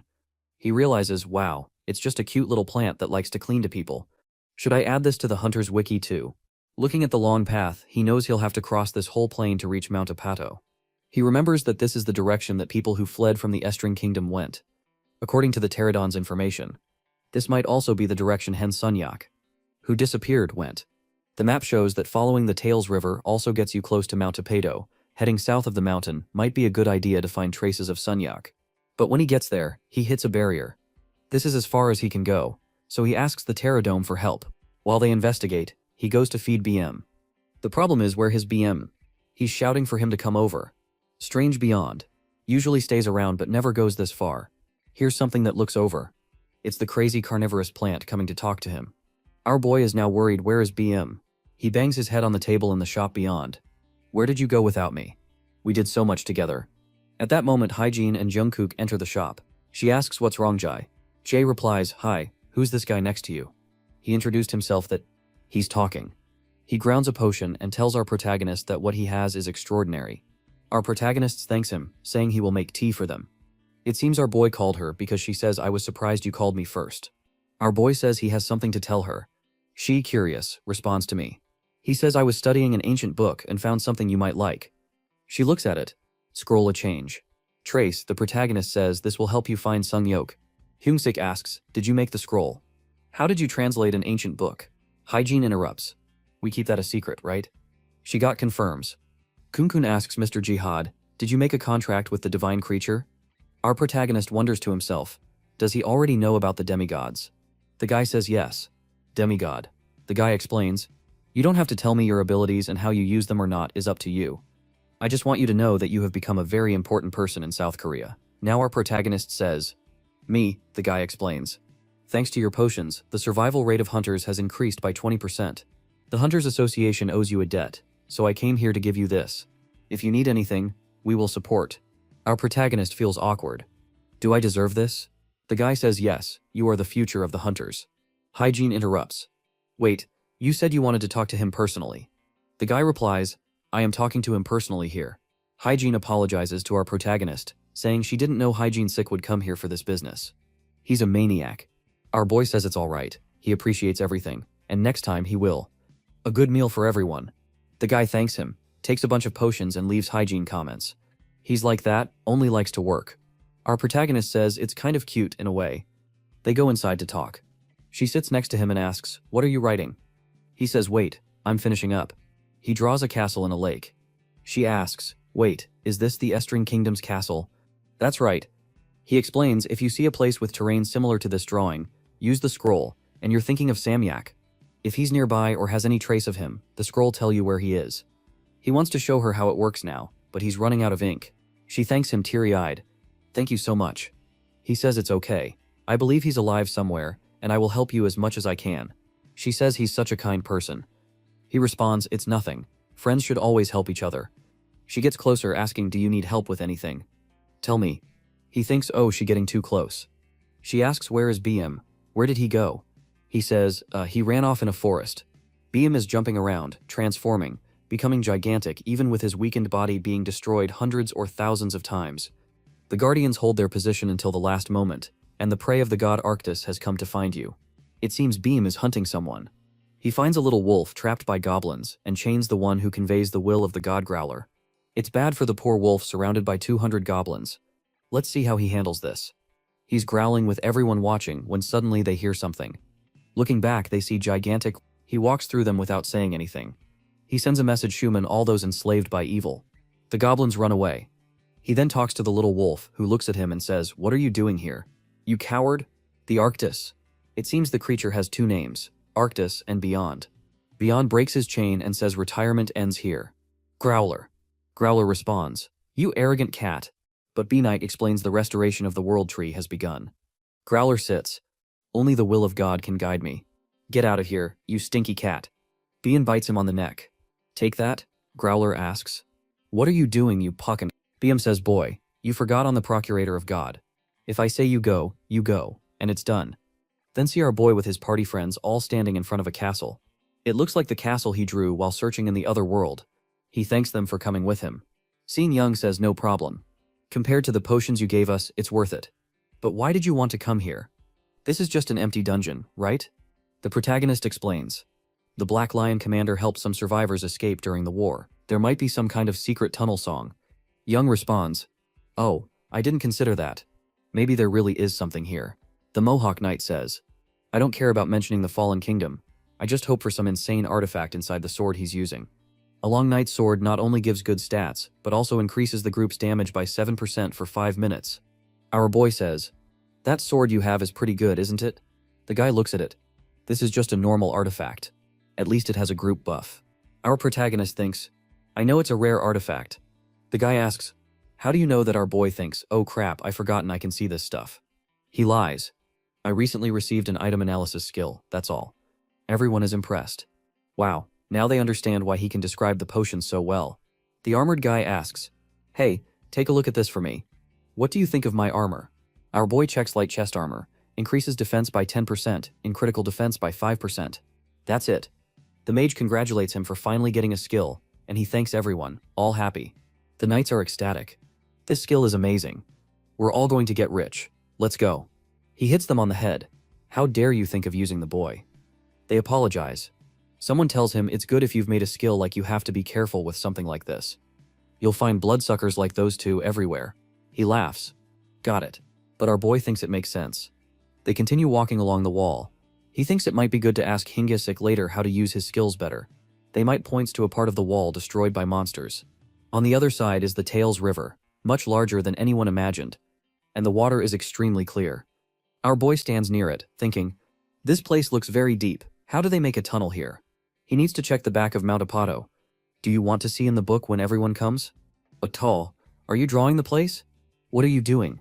At that moment, the Scroll of Hope in Sunny's backpack activates, the one that increases the chance of receiving a special item by 70%. Our boy suddenly stands up, scaring everyone. She looks confused, but he stood up because he saw she was falling into the water like an idiot. There she goes again, drowning. Our boy heroically dives in swimming like Michael Phelps to save her, but something is on his back. Look who it is. It's the World Eater, but very small.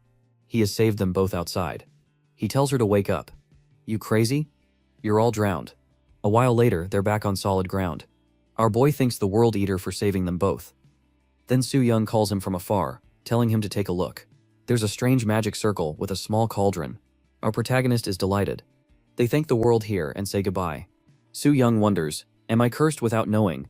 I keep falling all the time?" The little knight tells her, "At least you got that brooch." It seems good, and her hand is the artisan's last brooch. She asks our boy, "Does this have any special function?" He examines it. Production artifact increases the quality of hand techniques by 10%. She's amazed, really. She tears out some pages from the book and makes an origami dragon. Our boy says this artifact is perfect for her. It would be perfect for me too, for making potions, but it's her power too. The knight says, "Let's head back." The dungeon is about to close. Our boy thanks them and says we'll see them tomorrow. It turns out that the writing on the ground taught how to make a dimensional portal. Using the power granted by the gods, you can open a portal to a different dimension. You can return by drawing the same circle. Our protagonist is hopeful. "I found a magic circle and got lucky. If I can figure out the secret behind this, maybe I can learn how the Terrans can travel so easily from the garden to the real world." He returns to the shop saying, "Well, I'm back." But then he remembers the rascal isn't there. However, he's as confident as ever, a psychopath who believes in everything. "I'm sure he'll come back soon. I'll be to work." Back in the garden, he calls the kids, but where are they? Looking around, there's no one. When he looks to the side, he sees BM, gigantic with a little wolf in his mouth. Our boy asks, "You rascal. And as you grow so much, and who is this stray dog in your hand?" It takes a closer look. Growler, the messenger of God, asks for your help. You want to take care of the boy, yes or no? Our boy of course accepts. The creature begins to glow golden. The power of the world tree flows into Broiler, and he starts to regain his strength. He glares at our protagonist, growling fiercely but being so small. There's nothing he can do. Our boy grabs him because he's cute. John names him Doggo like a little dog. Truly a prodigy of creativity. Doggo doesn't like it, but BM says just accept it, pal. This is your new home. A while later, the number of Tourette owns has increased significantly since Dogo arrived. It's probably because of his characteristics, demigod and the master's will. It increases affinity and leadership of animals by 1.1, and also increases everyone's speed by 1.2. Chaiska says this is very good. It means that just by grill or getting stronger, everyone gets stronger. Not to mention, he still has the persistent hunter ability, detecting any movement within 2 kilometers. With Doggo leading, they will quickly reach Mount Apino. The harvest is yielding a mountain of either. Thanks to the kids, he picks a special fruit to give as a present. He's eager to eat happily, but greedy BM comes and steals it. A fight breaks out. Our boy has to separate them, saying, "Hey, you two rascals, stop fighting." At that moment, the little plant sends a warning. You know someone is at the shop. Your returns placing the two on the ground, telling them they're fat from eating too much. At that moment, the guys from the association are entering the shop. Doggo is feisty, already glaring at them. One of them says, "Man, you got another one, you rascal." Henson greets our protagonist, saying, "I didn't expect you to invite me so soon." He feels a bit embarrassed. It was a big surprise. He almost took cuts to the chase. "Is it true what you told me before?" You can see the characteristics of artifacts. The protagonist confirms yes. The guild leader, whom our boy had previously refused, also speaks. "Hi, it's been a while, Mr. Jiha." Our protagonist responds, "Yes, it has been. But what brings you here, Hunter Troy, if I may ask?" The guy says, "I know you refused guild offers last time, and I remember how angry they got, but I'm here for a different reason. The potions and scrolls you've been making are incredible, and as an alchemist, I'm getting jealous." Our protagonists have been embarrassed. Thanks him. Hyungzik says, "Let's sit and talk, we have many questions." A while later, he asks, "Up to what level of artifact can you see?" Our protagonist explains, "I can perfectly see the name, description, unique ability, and even the percentages. I discovered this while making some potions and artifacts." They are both impressed. "Such a skill, it's almost like you belong to a class specialized in item analysis." Our protagonist, a bit shy, says he has the ability but doesn't know exactly how to use it. Hungstek says they will teach him. Besides, Hunter Troy is there for the same reason. Our protagonist is happy, saying he will help the hunters as much as he can with his skills. Gangsta continues. "First, you need to know there are only a few appraisers. The entire world, if your ability is exposed, hunters from all over the world will come to your shop, disrupting your daily life. But we have already made preparations for this." Our protagonist asks what you already did in Hunter's Wiki is a new post-information artifact appraisal. Poor Dwayne is exasperated again. When she opens to see the information, it says appraisals from 10 a.m. to 1 p.m. for an easy process. The first appraise are the first to arrive. Maximum of 60 reservations per day. Location Eternal Flame Guild basement. Huion is puzzled. "What? That's my guild? How come? What's going on? I haven't known anything about this." Next scene, there's already a line forming. Our protagonist is wearing a mask, so no one knows it's him. Just sending out artifact analysis. To everyone, if you use this blade like the other blade called Witch of the East, every 30 seconds there's a chance to speed up your movement. The girl thanks him. "Thank you so much, Master Cat." He also thanks her, saying that analyzing artifacts is quite fun. The only downside is that it's a bit annoying to wear the mask, but it was worth asking Chungzit for help. Now he feels a bit embarrassed. He refused Ryan's offer to join guild. But here he is using her guild. Poor boy on his banging the table in frustration. Choice says, "Calm down, my warrior." The worst part is, he's thinking if she finds out it's jihad, it will be even worse. She doesn't know a thing.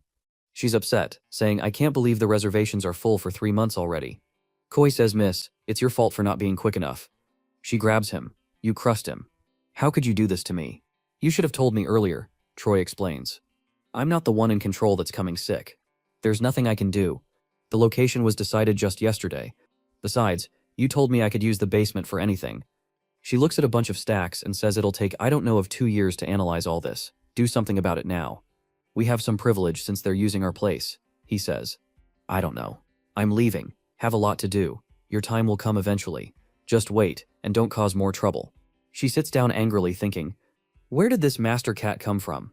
Who is this guy? If I find out, I'll make him my appraisal slave. Our boy's ears are burning. They won't stop talking about him. Our protagonist is explaining to Choi how to make high-quality potions.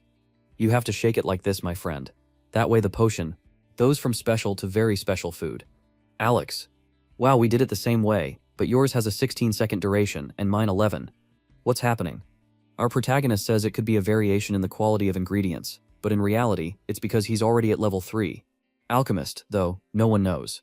However, at least they made enough to sell tomorrow. Our protagonist thanks him for his presence, saying that with him here, the shop will produce faster. Koi says that he and the president of the Hunters Association want to recruit more alchemists. Good potions like these can't just be sold here. We need to open more and more shops. Please teach me more, sensei. Our boy says that he needs to capture him, having only started as an alchemist recently. A while later, when they leave, he's exhausted and thinks, let's go to the garden, I'll just fall asleep. Upon arriving, the pterodon are busy with their harvest, creating mountains of ether. Our boy says, come here, kids, and they come happily jumping into his lap. Of course, they also argue with each other. The little knight pterodon comes and points in a direction. Our protagonist wonders what's the problem. Roland jumps and gestures with his head to call them too. He follows with the mosquito gang and wild dogs approaching a system message. Pier's creatures have appeared in the Great Plains. Growler demonstrates his command abilities. Wow, the Zork is tiny compared to him. With one paw, everyone flies away. A system says the Pterodrone army successfully destroyed all creatures. The Pterodrome evolved after receiving a demigod's blessing. A new species appears. Gallium, shining in the skies, comes into our boy's hand. Drone Explorer, due to your contribution, the plane begins to be cleared. A new area amount of pedo has been unlocked, so that's how it works. Kill creatures to expand the area. Our boy praises everyone for their good work, especially Doggo, who's all smug. Did you see my skills? Kitty? BM says that he's too precious to get his paws dirty. The fight starts again, and our boy has to grab them. Let's go to Mount Appetite, you rascals, in hopes to find some clue. After walking a lot, you finally finds the base used by the Black Lion Mike's group. Considering the bases here in the south, it seems there's some kind of passage halfway a tunnel in the mountain when our boy tries to pass and message appears. The intervention allowed by the World Tree's restoration has been completed. Direct physical interference with China is now prohibited. Regarding your fate, the effects of being a representative of the divinities have now been applied. Communication with Kahina entities is now possible. Jaika understands that now he can't do what he did before when he created a space in the ground with a slap. From now on, he will have to act more like a commander. The problem is, how will he command the creatures if he can't go beyond this point? The system provides a solution. Divine vision ability obtained. You can see the area from a god's perspective. Our protagonist activates it and starts floating, hovering in the sky. He sees everything from above and is impressed, but he instantly notices something. It seems his vision can be everywhere at once. There's an army of humans surrounded by orcs. Our protagonist wonders, could these be the surviving kingdom people who disappeared? The battle is intense with creatures falling all around. Our protagonist sees a blonde guy fighting fiercely. Wow, could that be the captain? Someone calls out the captain's name, and our boy recognizes him instantly. It's the Sony of that halogen has been searching for. Eddie says to him, it's tough, these orcs keep coming. They seem to be emerging from the plains. Chuck, confused, says, I don't know how this is happening. A cruel guy kicks an orc down the mountain, saying they could at least bring some food. At this rate, we'll have to eat monsters. Eddie assures him, relax, we won't let you starve. Sonic replies, I told you many times that Pig Poro Jack is working with the Baron. They're stealing our supplies. If you authorize it, I'll find where they're hiding everything. My dear Prince Eddie declines. You know, thank you. Our protagonist recognizes that the blonde guy is the Prince of the Estranged Kingdom. With that, Samyak leaves with his men. The mission appears for our protagonist. Rebuild the survivors' village. You have found the survivors of the Estranged Kingdom, who were defeated by the undead forces and escaped. The survivors currently hiding in Mount Apego are struggling with numerous monsters and food shortages.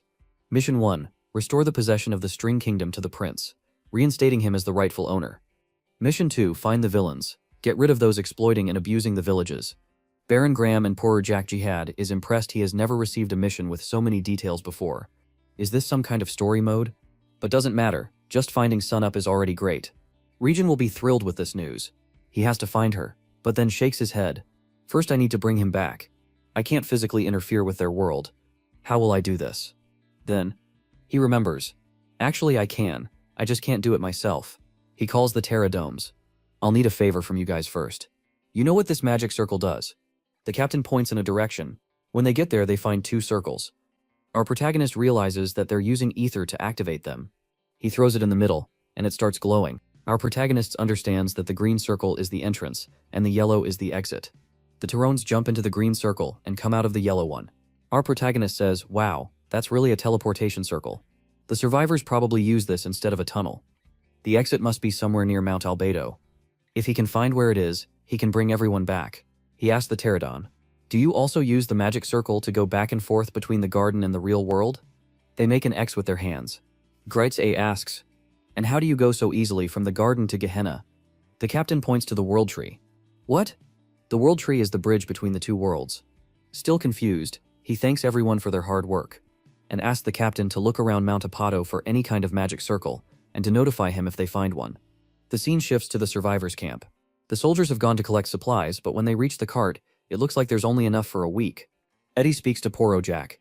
"The amount of food here doesn't match the amount of minerals you collected." Porvo Jack, knowing he's guilty, says, "We're having difficulties. 2, the farms were invaded by monsters." Eddie retorts, "Sure I know." Poor Jack defensively says, "What did you say?" Eddie tells poor Jack to calm down. "Enough of this, Eddie." Van asked poor old Jack, "What can we do to get more supplies, Porter?" Jack says, "I'm not a greedy elf, so..." But at that moment Baron Graham appears, interrupting maybe Mithril. Eddie is confused. "Mithril? Are you serious?" The Baron replies, "Yes." Eddie tries to explain. "Hold on, just leaving this village is very difficult because of the monsters. How are we supposed to get Mithril?" The Baron explains, "That's why I mentioned the wild elf. I got some information from one of them.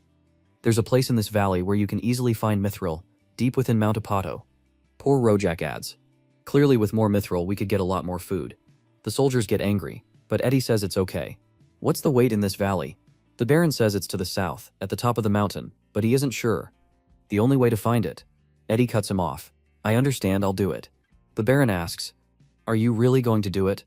And he replies, "The kingdom of the Strand has fallen, but I still have my followers. I won't let the people who follow me starve." Graham says, "Okay, then we'll be waiting for your return to go out and sell them. As soon as you get back." "Good idea," poor Jack says, but Eddie adds, "I will go with you when I bring in the frill back." Ground responds, "Unfortunately, the elves don't like that they don't let strangers into their villages." Eddie states the obvious, "I believe you were once a stranger too."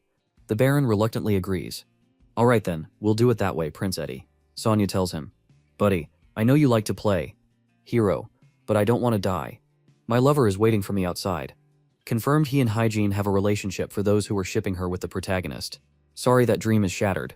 Eddie reassures, "Don't worry, I'll make sure we come back alive."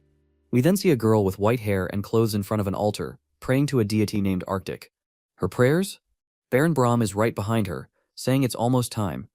Just a little longer, we then see the history of the Kingdom of the Strand. A long time ago, the Kingdom of the Strand existed on the continent of Kahina. People lived peaceful and happy lives until a war against monsters began. The survivors of this war followed Prince Udinsky, or Eddie as he's known, to escape the undead. They hid in Mount Apedo. However, even there they still suffer from creature attacks and food shortages. Aaron Graham and Merchant Pora Jack had a trade license with the Wild Elves, allowing them to get food. In the end, Edson and Yuki raised their swords for the people. Our protagonist, overseeing the scene from above, thinks so. This is the story of this place. But he's also angry. These guys are trying to hunt overs on their own. Overs are fear-level creatures. They have tough skin, heal quickly, have little intelligence, but can destroy anything in their path. Helping these people just with this vision ability is tough. Sin and Yuki are strong enough that no one can defeat them, and Ed has already defeated all the members of the Black Lion Legion. They have a chance, but it won't be easy. He hears a voice on Mission Arc. Please hear this prayer. Our protagonist is hearing the voice of the girl with white hair praying. He's confused what's going on. Who is this? She's a wonderful girl asking for bravery for the people that a mission appears. Saint Selena requests your help. She pleads for your salvation. Mission 3. The Pious Prophet of God. Spread your beliefs by helping people through Saint Selena. And then an extra mission when Selena praised you. Have 3 minutes to speak and exchange items. Our protagonist. Impressed. Wow, can I use this? She seems confused. Wait, is someone here? Apparently his voice went straight into her head. Whoa, she heard me. Before doing anything, I need to organize everything in the garden. He returns to the garden, where the Terror Dome patrollers are all wearing sunglasses. Why are you wearing those, my children? He gathers all the warriors and explorers, explaining that he has an urgent mission. They need to find the magic circle in Mount Apago. The explorers need to keep an eye on the survivors there. If anything happens, they should alert him. The bravest of them stays with him for an important task. He needs to deliver this sword to Prince Eskel. Their current weapons are far from sufficient. Look at this good party of brave ones, he says. Doggo asked. Be my damn. Are you going to let him go like this? Be them replies. It's not time yet. He still needs more power to deal with their presence. Until then we can only wait. Doggo, frustrated, says I'm tired of waiting. They'll die from waiting too long. Another argument breaks out. We then see Graham and poorer Jack talking horror. Jack says, as expected of you, Baron. The prince is gone now. This is perfect for us. The Baron replies he may be royalty, but he's still just a child. This world isn't easy enough to depend on the sword alone. Graham laughs, saying he hopes that the guy next to him dies too. The Baron asks, how's it going? Do we have enough horror? Jack says that the wild elves said they're using it to hunt monsters. He tested it on one of the captured orcs, and the effect is incredible. Just a sniff and the orcs go crazy. The guys are giving drugs to the orcs. They're confident, saying no matter how skilled the others are, die in half a second. The Baron tells him to lower his voice. Celebrate when it's all done. Now go do your job. Poor Exact leaves but slams the door. Obviously the villain thinks that Fosking, he thinks he's better than me. You're just the same as me, you idiot. Looking out the window, the Baron says, Prince Iskall, when you disappear I will no longer be a Baron. I will give the new game of a strand, even saying Selena will have to bow to me, and you will see everything from hell.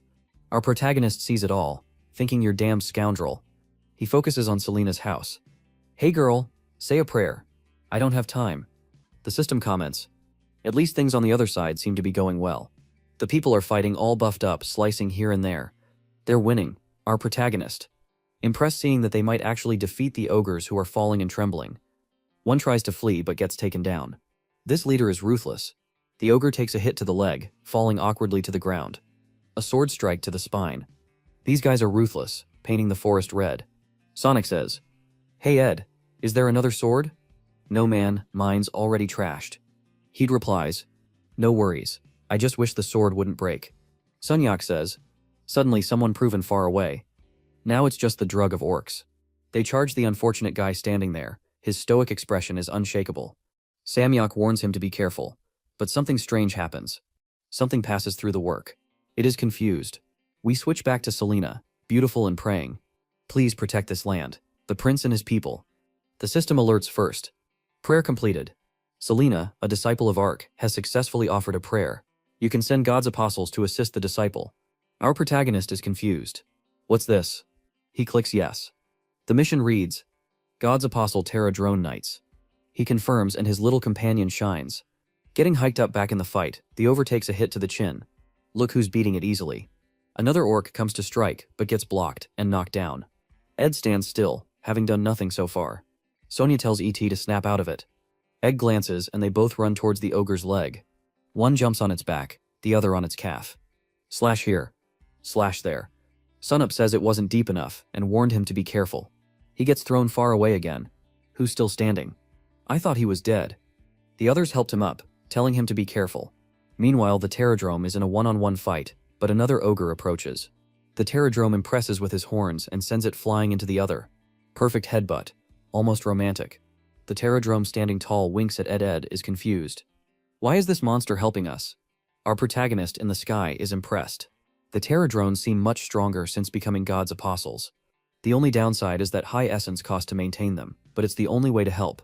The system asks you want to extend God's apostle duration requires 5 essences for every 10 minutes. Our protagonist decides to continue supporting them. Ed recognizes the golden light as a symbol of Ark. The ogres get up growling. We're going to die here at a green prey. Poor Sunyak struggles to stand after the intense hit and asks, are you okay? Can you still fight? Suddenly Sunyak stands up saying yes, he was just acting. These ogres have high resistance. A long battle is a disadvantage. For us, we need to finish them in 3 minutes. It challenges him. Show me then. The overcharges at the Terradrome, who grabs his arm. Some hook rushes in. Since you like healing, let's end you before you can. He activates a speed boost, his blade glowing, leaps stylishly into the sky and slashes the ogre's neck, decapitating it. Our protagonist is impressed. Wow, he killed a person. For Uber, in one hit, the #1 hunter is truly different. But then Sung's blade breaks in half. He laughs, saying he used too much ether on the blade. A blinding flash occurs during the terror drone, an overfight. Sunyak sees the beast charging at him and gets scared, but the Obra falls dead, struggling to get up. He says, "Today's not my day." Ed comments, "You're drawing a lot of attention today. It would be easier if I had a good sword," Sonic replies. They thank the Terradrome, now looking fluffy and gigantic. They turns and flies away. They wave goodbye. Back in the protagonist's hand, he says, "Good job." In the church, a worker brings food to the saint, saying she'll get sick if she doesn't eat. The kind and wonderful saint insists on giving the food to a hungry child instead. She returns to her prayer. "Ark, please bring some hope to our poor souls." That's when she heard a voice asking if Selena could hear him. She started crying, saying she could hear the voice of God. Ark. He simply said he was an apostle, and told her to send the Prince Ek. She was confused, but he explained that there was something he needed to find there. Selena, excited, said she would pass on this information immediately. One of the guys nearby wondered if the sync had gone mad. Seeing that there were only 8 seconds left in the conversation, he told her to wait a moment and warned her to stay away from Baron Graham because he was up to something. Then he was disconnected, leaving Selena confused. Our protagonist hopes she understood the message. The Baron muttered to himself that it was better to leave at that moment. She looked back and saw him retreating. She spoke to the heavens, saying she would take his words to heart without resolved. She had to do his part in the forest, and he asked his friend if he was okay. He said he was fine because he had been through similar situations many times. Everyone wondered what those monsters were doing. Shiha's creatures were busy collecting crystals until someone called out to the prince. When he looked back, it was a maid. Confused, he asked why she came running and if something had happened in the village. The woman said she brought a message from the saint. Selena told them to go enro, because there he would find what he was looking for. Some youth was confused because the mithril was supposed to be to the north. Eddie asked if Selena said he would find it, and the woman said she didn't know, but that she had received an oracle. He asked Eddie what he thought, and Eddie said he had no idea, leaving the decision to him since he was the captain. Eddie suggested that maybe those giant beetles were related to Arksen, and if that was the case, they should go there to find out if it was true. He turned to the knights and said they would move separately, and they agreed. Samyak ran and grabbed the guy's sword, but Eddie told him to relax because he would give him a much better sword. Later, the scene shifts to Jaya, meeting Hygiene. She looks confused, asking what he's doing there. Our boy just smiled, saying it had been a while since they last. We saw each other. She approached, asking why he was there, and he said he had a favor to ask. She invited him in, and he thanked her. Inside, she asked if he really wanted something sword, and he said yes. Confused, she asked why he needed his sword. Sheila said he had heard that someone was in behind at that moment. She seemed emotional, asking if that was really true. He said yes, and that he hadn't told her earlier because he didn't want he have false hopes. Excited, she stood up, saying she would do anything to help, and ran upstairs, asking him to wait a minute. Moments later, she returned the Sunyak sword. It's a symbol of the contract with Growler, which only the contractor could use. Greyhouse said the sword of the warrior's cry was incredible.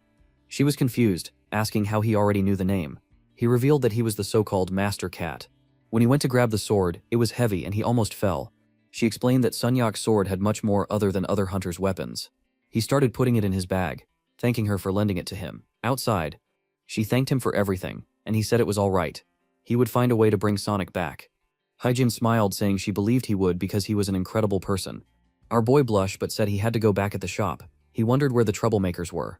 They were right at the door, hesitating but seemingly wanting to say something. One looked at the other, urging the other to speak. Dogo nudged Diva's foot and Jiva realized maybe he wanted to go with him. He patted him, saying it was okay, since he must have his reasons. With that, they were in the forest. Meanwhile, Sung Yuke and Eddie were arriving in front of the castle. Eddie remembered that this was the place they used to escape, knowing there must be something there. They decided to go in, however, someone was watching them from behind. Inside, they discussed how Mount Apetio had many tunnels. Samyak asked if the place where Eddie was found was nearby. Eddie said yes and asked when he was going to repay the favor. The friend jokes that he was an anxious guy and the creatures he had already killed paid that price. With that, he laughed, saying he was just kidding. Then Eddie tells him to stop because he found something. They both look down and say it looks very suspicious. It would be strange for a trap to be marked with an X on the ground. Sonia taps the ground, asking if anyone is there. Even with a simple touch, the ground starts to break. Within a second, the entire floor collapses. He tells his friend that now the favor is fully repaid.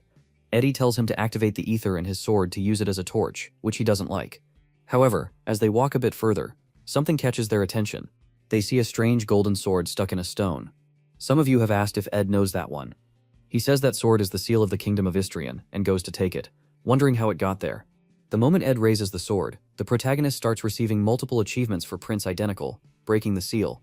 Now the prince was recognized by Ark and communication was possible. He even received the observation ability, allowing him to see the potential of allies. Geo was smiling, thanking Ed. Observing the Valley of Griffins, he wondered why people were gathering there. A system message said the Terra drones were there and asked if he would support them. As always, he said yes. He saw the entire army and wanted to test the new ability he received, seeing that the Terra drone's experience bar was at 95%. He knew there was at least one more evolution. The only problem was that the creature was already very strong. What would happen if he made it even more powerful? However, seeing that many other Terra drones also had experienced bars, he knew the ability would be very useful. But first they needed to defeat these griffins, so Give poured a bunch of experience points into the kids. Just then, Dado appeared, calling for him. Your turn, and asked what the problem was. At the same moment, the dog jumped into his bag and he asked if he was hungry, but Dabo stole the sword and Jihad told him to stop because it was dangerous. Strangely, Daga ran to a portal and stood there with the sword in front of him. Suddenly the puppy started to glow, and the system said that Growler was recovering the power he had lost. However, it would cost 2,000 essences, and the system warned that if it failed, he would revert to his primordial form. Grave only had 2,300 essences, but didn't want to disappoint his friend, so he withdrew everything, saying to use it. A blinding light enveloped the area and all the essence energy passed to the dog. A while later, she found himself in a space. When he opened his eyes, the dog was gigantic in front of him. He hesitantly edited asking if it was his friend, but the creature wasn't happy and made a face. A voice said it had been waiting for this moment with the apostle of God, and advised him to stop being called by that ridiculous name. She started sweating, saying he didn't realize he disliked it so much. However, the dog turned, saying it wasn't about disliking it, just that he didn't like that type of name. Then it thanked him, saying because of him, the world had another chance. Poor Jihad. Feeling embarrassed that he was a bit confused, the dog warned that his mission from now on was crucial. Whether the entire world would be destroyed or restored depended on Jihad. A light appeared, and the dog said it was out of time, telling Jihad to become stronger. Jihad, confused, said he was already too old to be called a child. Once again he was blinded by the light, and woke up in the forest, lying in the grass, confused about what happened. He got up exhausted, saying he needed to learn to stay more focused. However, determined, knowing that Growler said his mission was crucial, he would do his best. The Terra drone flew to him that he said he was fine. He took a book and said it was time to return to hunting griffins. He started writing another spell. The scene shifted to waterfalls, filled with flying griffins while walking through the mountains that couldn't believe they found the seal had been lost. Sudiak, angry, said he wanted a weapon for himself. He turned to Ed and warned him that he needed to learn to draw his sword before hearing excuses, especially since if he didn't, the Baron would turn against him confidently. Sunyak said he would slit the Baron's throat if necessary, but Ever replied that those were his people. Even if they did bad things, Sunyak sighs, saying that if Ed wants to keep being fooled, he can go ahead. But then Ed looks and something seems to catch his attention. The entire mountain is glowing, and they have no idea what's happening. Back to Jiva writing in the book. He's observing the fight and noticing that the Terror drones are winning in numbers. The problem is, while the Terror drones can only fly forward, the Griffins have full control in the air. It can change direction. The only one who has a chance is the Terror drone Knight. Then he sees a group coming out of the cave, carrying a net and looking determined. Gaia smiles, thinking it's a great idea. The nets are thrown towards the Griffins, managing to trap some of them. However, the fight is still tough and the Terror drones are struggling. And something shines next to Jagad. The potential of the Terror drone might has reached 100%. The little one raises his arm and now he has received the shockwave ability. Shil watches as he raises his glowing purple claw and strikes down. The energy sweeps over all the Griffins. Gray gives a thumbs up, saying that was amazing. From a distance, Eddie and Sonia are blinded by the light. They recognize that it's the same Beal from before and realize they might be coming to help them. If that's the case, they decided to join the fight. Suddenly the giant beetle appears in front of them. Before they can say anything, the beetle draws a house on the ground. They are confused, not knowing what it means, but seeing the beetle point towards the city, they understand it wants them to return to the village. Samyuk thinks something might have happened there. Eddie thanks the Peel and says they'll leave that place to the Terror drums. Watching them go, Gaetei thinks that's the most he can do. Now the two run as fast as they can, hoping everything is okay in the village. Then Sunyak is shocked seeing corpses on the ground, saying that someone finally acted. Eddie recognizes the soldiers as Baron Groom's men. Suddenly Sungit puts the sword to his face, making him a vow of revenge. Eddie tells them to hurry, as the Sang has probably been kidnapped. Sanjak swears to kill a Pak Singh who took these women and asks where they might have taken them. Eddie suggests they might be hiding them in the nearest village. The scene shifts to a castle with people at the entrance watching as others pass by. The sink is held hostage among the nobles. The fat man says that unfortunately, it didn't. School wasn't with the group. Another man says it's fine because it didn't. Scale will come on his own. Looking at the Nike asks where the amazing prince is. The knight says he should have cut his neck before the Baron agrees, saying to hang this man at the castle and send the rest to prison. The Sink shouts at the Baron and asking if he really thinks he'll get away with this, warning him that Ark will punish him. The Baron grabs her face, saying if Ark were alive, the world would be like this. He tells her to stop praying to a false god and maybe start serving him. At that moment, someone puts a sword to his neck.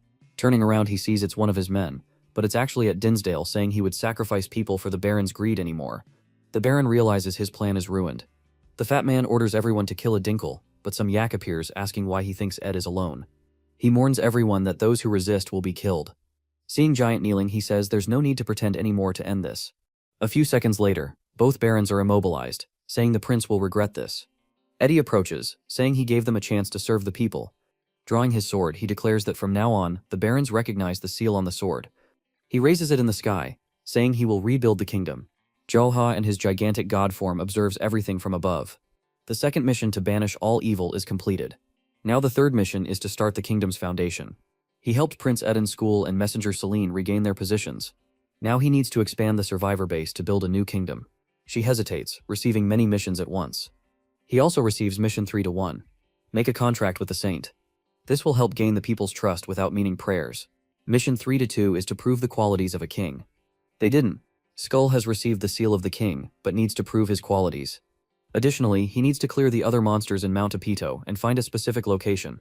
As a reward for all these missions, he will receive the sanctuary. Jihad is confused, wondering how a sanctuary will help expand the place, and the location is probably covered by the mist. But now that he has contact, he can pass the missions through the Oracle. He receives a notification that the Griffin raid is also complete. Seeing the happy Terra drones, he says he needs to deal with that first. Smiling, he tells them to discard the Griffin corpses and start moving all the essences to the garden. However, one of the items they found was Griffin eggs. Jihad is exhausted, having received many missions, events, and now some eggs on top of it all. The system notification appears again, and he wonders what's happening. Now it's a notification that the Terra drones found a rare material called Dimitral, and now the worker-class Terra drones have been added to the army. Seeing the cute creatures, he says it's great. He picks up a Terra drone with a little hat. That worker class specialize in gathering, mining, and crafting items. They can even collecting metal cube. The little worker shows in one, saying he mined it. Reminding the first year receives a reward and can choose one of the abilities, a meaning class artifact, or doubling the number of worker Terra drones. Graya thought all the options looked good, but he was more curious about the artifact.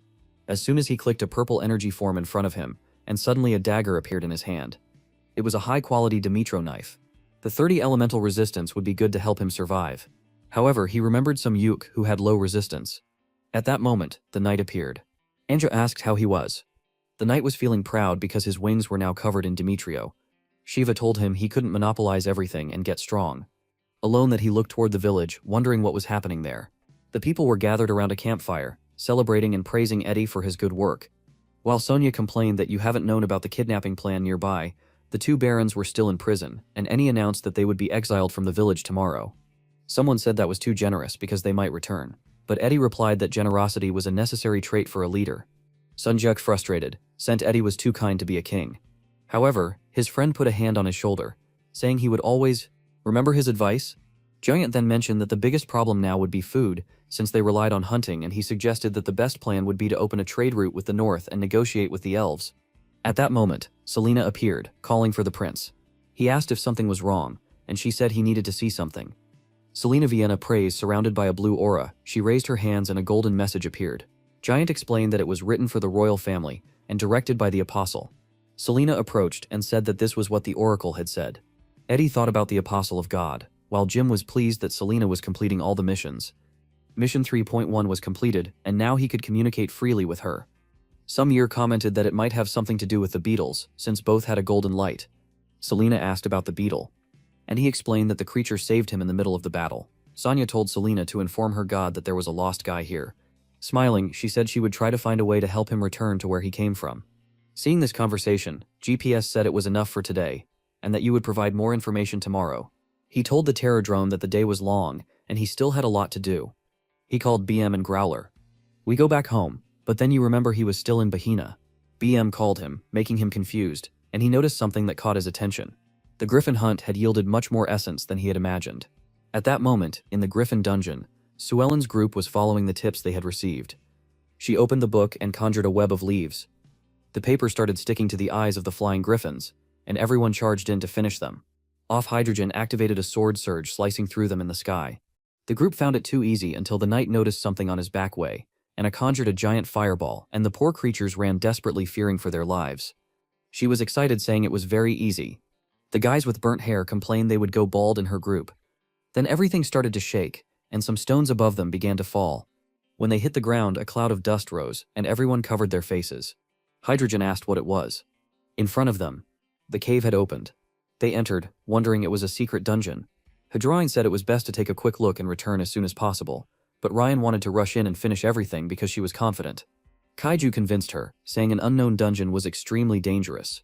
White-haired guy tried to calm her down, saying there was no need to hurry. Strangely, he stepped on something and stumbled, falling like an idiot in front of everyone.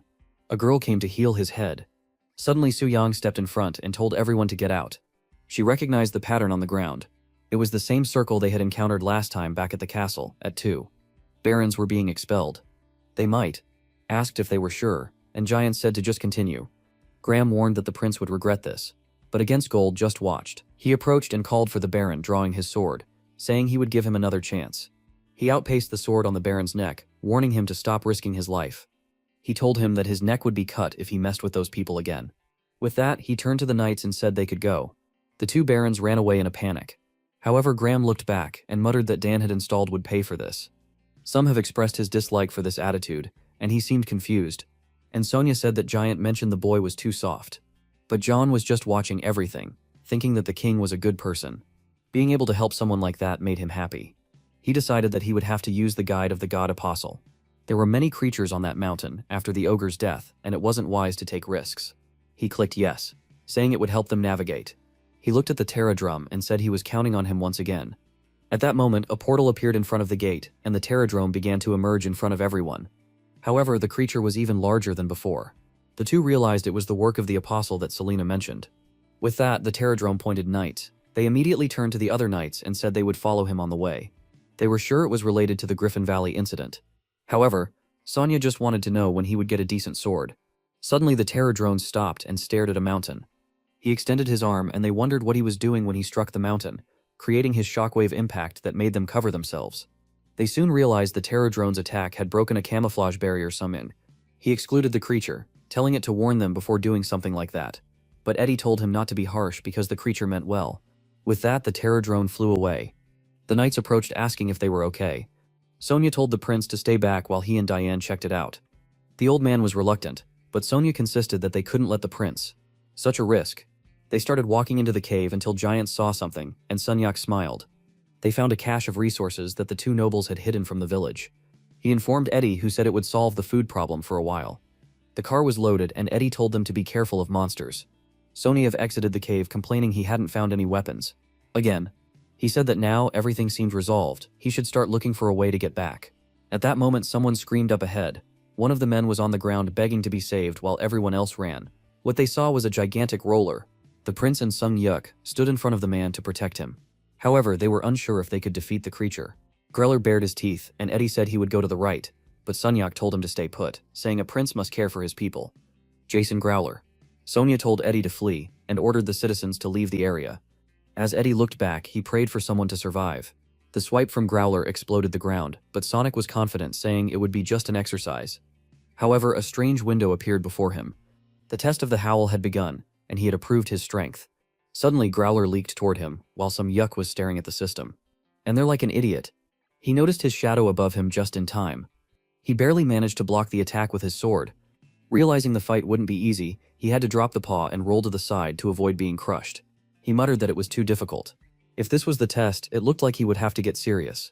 He activated the Aether and his sword and Growler with a red aura stared him down. Without fear, Sunyak rushed forward, instead of attacking head-on. He slid under the creature's belly and quickly reached its hind leg. With a swift move, he aimed to cut the leg, but the agile dog managed to dodge. Sun Yank was surprised by its intelligence and took a heavy blow, getting thrown to the ground like trash. Realizing it wouldn't be easy to deal with such strength, he noted that the creature was at least disaster level. Meanwhile, the card group had encountered a horde of goblins. Giant and Eddie were at the front, telling everyone to hold on until they reached the village. They knew they urgently needed a way to help Songhyuk. Chika, having exhausted the apostle's ability, was unsure what to do next. A window indicated that he couldn't intervene in this quest because something crucial was happening. All Jihad could see was a mist. He had no idea that Side Growler was attacking Sunyak. The poor guy dodged again. That was getting increasingly worn out. He wanted to know where that window came from and what this howl test was. Activating an agility ability on his feet, he advanced for a growler, but this dog was too clever. Easily dodging him, Sanjak tried to move to the side. The monster anticipated his strike, however Sonya kind of tricked up his sleeve and used a quick movement ability. Just as he was about to strike down, the cutting dog easily dodged to the side. Now he was off balance with no way to recover. He took another swipe, this time smashing him into a tree. The poor baby fell to the ground like a fool. Growler said he was too weak compared to the previous generation, and wasn't prepared for the power. You could receive some. You slowly tried to get up, saying it wasn't over yet, and asking the dog to wait a moment, but Growler just raised his paw, saying he was too weak for this. I thought someone would do something, but the poor guy was just crushed, helpless on the ground. He couldn't react as Growler approached, swinging his sword and saying he couldn't die yet, but the dog simply bit the sword. At that moment, he realized his chances dropped significantly. However, the timer hits 0 seconds, and he had passed the test. Rather smiled, saying he was getting too soft. It's left Sonya completely confused with the golden aura. Growler said that someone was just a peasant, born with a certain destiny, and this was the opportunity given to him. The energy condensed, forming the sword, and as it approached Sunyak, Growler said he would now carry the creatures. Game Sonya found it strange with the sword which was once his was there. He knew he had found it in a dungeon long ago. So how did this happen? However, he recognized the sword well and raised it to the sky shining. He wondered if this god really existed as the saints said, then hear his scream and realized it was time to go back and get out of this haze. He started running, saying he would save Eddie. With that, Jill was notified that the quest is over, and that Greller was returning like before. He returned his cute little dog. She, happy to see him, held him in his arms. Now without the energy he was smaller, and Jesus said he was even cuter. He petted him, saying he had missed him. Meanwhile, in the forest, the goblins were being slaughtered. Eddie's group was almost at the village when Giant told him to look back because someone was coming. I thought it was Sunghyuk, but it was actually an army of goblins. Off with red energy, Eddie turned to fight, knowing things would get more dangerous if the creatures entered the village. He easily killed several goblins while the goblin lord was pounding on the village gate. Inside, everyone was holding the gate, trying to prevent the creature from entering. But slowly the gate was breaking, and the goblins outside were eager to charge in. The creature raised its mace, concentrating a purple energy at that moment. Felt something strange. It looked to the side, sensing danger approaching, but it was too late. Sonya could already passed it, and he was surprised to see his friend had arrived, and half of the goblin lord's body fell to the ground. Sonic smiled, asking if Eddie had been waiting for him, now excited with his new sword. He was on top of a wolf. The remaining goblins, Flood and Fear, and Eddie asked where he got a wolf and a sword. Sonya have explained that he was recognized by that wolf. He dismounted, saying he would show what he meant. He touched the sword to the creature and said to cancel the summoning. It dissolved into the air and returned to the mark on the sword. He explained that the giant wolf they had seen before was actually his guardian. He almost died, but in the end the wolf said it was his destiny and gave him the sword. He explained that the only strange thing was that this was the same sword he used in another world.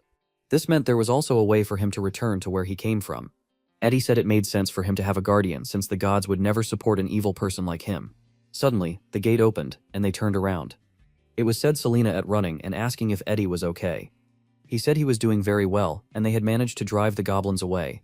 Most importantly, they also found a lot of food. The princess thanked the prince for his hard work, while some of you complained that he deserved thanks too since he worked much harder. The state replied that it was nothing more than payment for the blasphemies he committed. Eddie told them to stop joking and come inside because everyone was hungry. With that, they headed back to the village. Jakiha, observing, noted that everyone seemed to have made it home safely. Looking at Growler, they said they should also head back, since you must be tired. They crossed the portal and Jadad called for Beam, who came happily. He showed Growler, now much smaller, to Beam, who promptly bit Growler's neck and carried him away, saying he finally did a good job be in place. Growler in a cave and told him to focus on recovering, even giving him a gentle pat, to which Growler grumbled, telling him to stop being so friendly. And Beam called Jihad over. This time he wanted to lie down on Jihad's lap. And Jihad said it had been a long day for everyone. They would talk to Hygiene about everything tomorrow. At that moment, the plant began shaking, indicating a customer. She returned to the shop, asking who it was. It was someone's group of adventurers telling him to open the door. He found it strange that they were there so late at night. When he opened the door, he saw Wei-in and Hygiene with them. Huyin immediately confronted him, asking why it took so long to open the door, and he said he wasn't doing anything important. However, he invited everyone in, saying it was cold outside. At the table, he asked about their sun visit. Soon Young showed a drawing of a marking they found previously. He recognized the magic circle, and asked what the problem was. Hygiene. They also found that marking in the Griffin dungeon has caught Gio's attention, since the Terra drones also fought the Griffins. Guyan mentioned using an incredible ability that helped them find his secret passage. The group said it was mostly by chance, and everyone merely died because of it. Chica suddenly stood up and said he needed to ask a favor from everyone. He started to leave, and the group was eager to know why he was so excited. Yeah, began counting from 1 to 7, and the group heard a cry for help. He reappeared at the door, asking for help because it was very heavy. He brought a bunch of essences and told each of them to take one. Leon was shocked, saying she had never seen such large essences. Jihad explained that if they placed these essences on the circle, they could create a portal to Gehenna. He asked Hygiene if she could lead the mission, and she, feeling emotional, said yes, she would definitely do it. Sometime later, they were back in front of the cave. The group once again advanced along the same path around the tree. The grass was growing now in that there were no more monsters. Shiva told Beam that maybe the village people could live there. The only big problem now was Mount Apido. You hadn't expected so many creatures to flee from there for an attack. Something caught his attention. Strangely, only Eddie and Sunyak left the village to confront the monsters. Of course, Sunyak immediately raised his sword, and the conversation was not going to be long. Eddie told him not to lag behind. And with that, Sunny's wolf started to appear. He named his creature Little Wolf. Girl remarked that the boy didn't know how to name pets, which made Beyond look unfounded. With that, he gave the order to advance. Their destination was now to reach the Elven Wild Village. Along the way, they killed all the orcs. Gio was impressed, having forgotten that Sonya was the #1 hunter. Eddie in school was also quite formidable, easily cutting through the works. He turned and called for Eddie. Just then an overlord was about to strike, but Eddie concentrated and swiftly sliced off all the over his fingers. He told Sonya to move ahead, assuring him he would follow right behind. He had to deal with the group in front of him. Suddenly, a shadow covered him.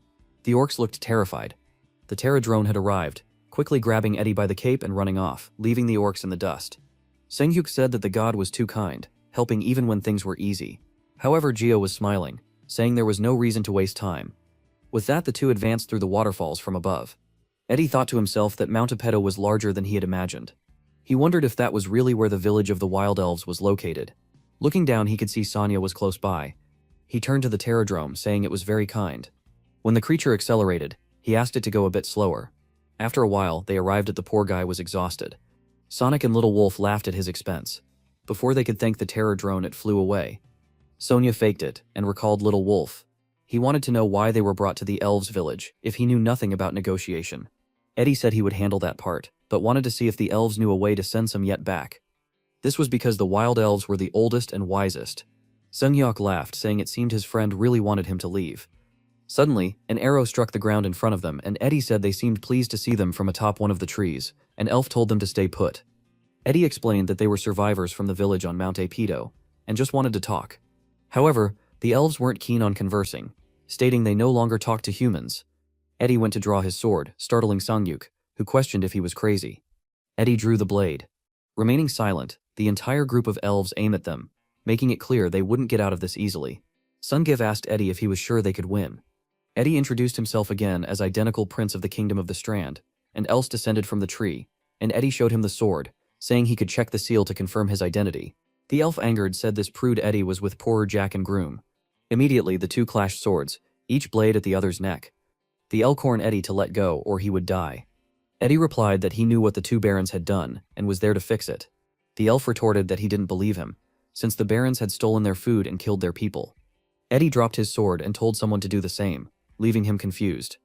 Eddie ordered him to obey the elephant, ordered them to be blindfolded and taken to the village. The two were carried away by the legion of elves. Not knowing where they were being taken, the tribe members pointed and whispered about the newcomers. Summit muttered that it would have been better to show their strength before negotiating, but Eddie told him not to worry. He believed the elves were rational and would give them a chance to talk before things got out of hand. However, the elf shoved Sunyak, telling him to stop talking. They arrive at his cell and the gray-haired elf ordered them to be imprisoned, giving them a kick. Sonya grumbled that it would have been better to stay in the village than be humiliated like this. Eddie insisted that he should calm down, and assured him everything would be resolved. Sonic decided to sleep, seeing no immediate solution. The gray-haired elf observed them, while Eddie wondered what the barons done to the elves. After some time, some elven children came to look at the two, amazed since they had never seen humans. Guards arrived and cleared them out. The gray-haired elf brought the elder to talk to them. The elder ordered their release, confusing the gray-haired elf. The elder explained that if they wanted to escape, it could break the bars at any moment. He asked Adinkle if he was right. Eddie was puzzled by the elder knowing his name. The elder recalled him from before they lost contact with the kingdom of Estrin. Approaching, he asked why they were there. Eddie said that before discussing that he wanted to know what the barons had done. The elf placed a dagger to his throat, telling him to stop lying. The elder combed Cordell down, and Eddie said he didn't know what they had done, but was there to take responsibility. The elder, confused, asked if he really had no idea about what happened. The prince explained that they also face hardships in the village, because those guys had food there. It was only recently that they found a lot of things hidden in Mount Apago. The elder, confused, said he believed that place was full of monsters. Sungate mentioned that they had dealt with most of the monsters with the help of a giant beetle. Obviously there were still some creatures, but their numbers were much lower than before. Both found it strange since the barons had gone nen when they delivered the food. It explained that when he exiled the barons, they seemed to have some kind of backup plan. Cordell said they couldn't trust him as he might be deceiving them. It explained it was a misunderstanding and all he wanted was to reopen the trade line and also deal with the monsters. Cordell questioned what trade he was talking about. Ed mentioned the minerals they had been sending in exchange for food. Son, you have been remarked that it seemed those Prostans had deceived both sides. The elder commented that if this was true, it meant there was some other third party involved further north. However, he warned that they couldn't trust them as both could be lying to take more food from that place, and asked what they had to do to prove their innocence. The elders said they should bring the minerals they were supposed to have received. Then he said the guy from the other world would go and fetch them while Ed would stay there. Confused, Sunyak asked how he knew he was from another world. The elder explained that all elves were connected to the mother tree, and that people like him from other dimensions had appeared several times in history. Sunyak smiled at Ed, saying they really did know something, and told the elder he would handle it right away. The only thing he asked for was his sword back, since he might encounter some danger. Cordell was hesitant, but the elder nodded. Sun Hyuk was soon in the forest, and the elf brought his sword, warning him not to do anything foolish if he wanted to see the prince alive. Sophia Black, saying they shouldn't underestimate the prince or they would end up on the ground. They all replied that you would never lose to a human. Just then the strange breeze passed over them, and Sunyak smiled, saying that Mr. Beetle had arrived. Not alone, but with an entire group running a lot of essence, the elder was shocked to see that the workers of the World Tree still existed. Meanwhile, Geo wondered why a new area had opened up just now. The Wild Elven Village had been discovered. He received Mission 4, which was to uncover the secret of the Wild Elves. Once again, he had to clear the monsters from another region to gain access. Most of the calls were insecure and confused by the scene. Some yuck was greeting a bunch of Terra drones that were bringing the mithril. Obviously, it was Jiva who had given this mission, telling the Terra drones to assist the prince and Sonya with whatever they needed. The Terra drone tossed a giant mithril ore into the elder's hands, making him question why the Terra drones were helping these two people. Sunyak said it was obvious they were helping, because there was no other reason for them to bring the mithril. Suddenly, the Terra drone pointed to the side where they saw some green herbs. The elder asked if it wanted those and the Terra drone nodded. She smiled, saying he had done a good job, and now it was time to bring Han back. A while later, Ed was also released, but the elf said he was just following the elder's orders. Ed said he didn't care about gaining their trust, since humans and elves, we just trade partners. Sangaya come, both of them telling them to calm down a bit, but the elf pushed him away, telling him to keep his dirty hands off. At that moment the elder came with edge sword and handed it to him. Ed said he wanted to ask the elder a few things. He asked about some yuck arriving 3 years ago, and how they could make him return. The other question if he couldn't return the same way he came, as the world tree should still be connected to that other place. It explained they found him by a lake for the first time, and believed the place he appeared should be near the royal palace. The elder suggested that might not be the case, as the connection of the world tree begins at its root. A confused Ed asked what he meant by that. The elder explained that the tree in Sonic's world and the one in their world were connected by the same root. In other words, if you could follow the energy within the tree, he would likely find the passage. The route ends at Mount Epigado, which is why most people appear there from time to time. The elder mentioned that if he had a good relationship with the Terror drones, it might be worth asking them, saying that he must have noticed these beetles appear out of nowhere. It's because they are World Tree workers following the routes. Ed said it made sense since they once appeared right in front of the village and then thanked the elder, saying they were asked the beetles for help. The elder commented that the trade routes must be full of monsters. Ed said they didn't have many soldiers, but when resolved it over time, the elder then asked the Growler to assist them, saying that to ensure everything went smoothly, he needed to send someone trustworthy. Sang-yuk laughed, saying the elder was very clever with that. No choice, and was sent with them. Ed thanked him and Sonic said he would help the weird one to socialize. The elder approached, saying his role was extremely important for the village's recovery, and they set off. They were riding on Little Wolf, but the poor creature had a hurry. They'd asked where they were going, since that route was different from the one they came by. The elf explained that the area was full of griffins, so it was better to use the underground tunnels. However, some yak said the beetles had already dealt with those griffins. They all smiled, saying they would see if it was true. They arrived at a cave that was once used by the World Tree workers.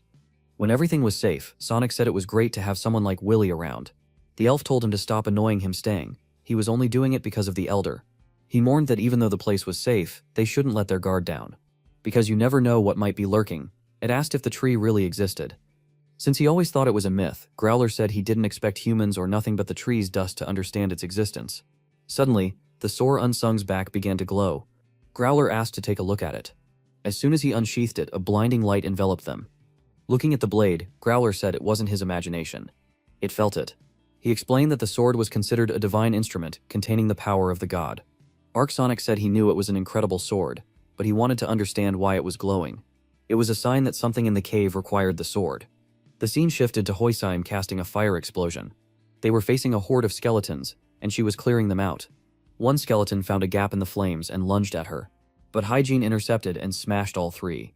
The group was puzzled by the endless number of monsters. They have been fighting for a long time, and it seemed endless. Wait and manically told everyone to step aside so she could finish them all at once. Concentrating all the energy in her staff, she told everyone to clear out. She unleashed a wave of lava sweeping through the cave. The exhausted group celebrated the victory. She boasted, saying down they had to wait for the skill cooldown. Suddenly, Hygiene screamed that something was behind her.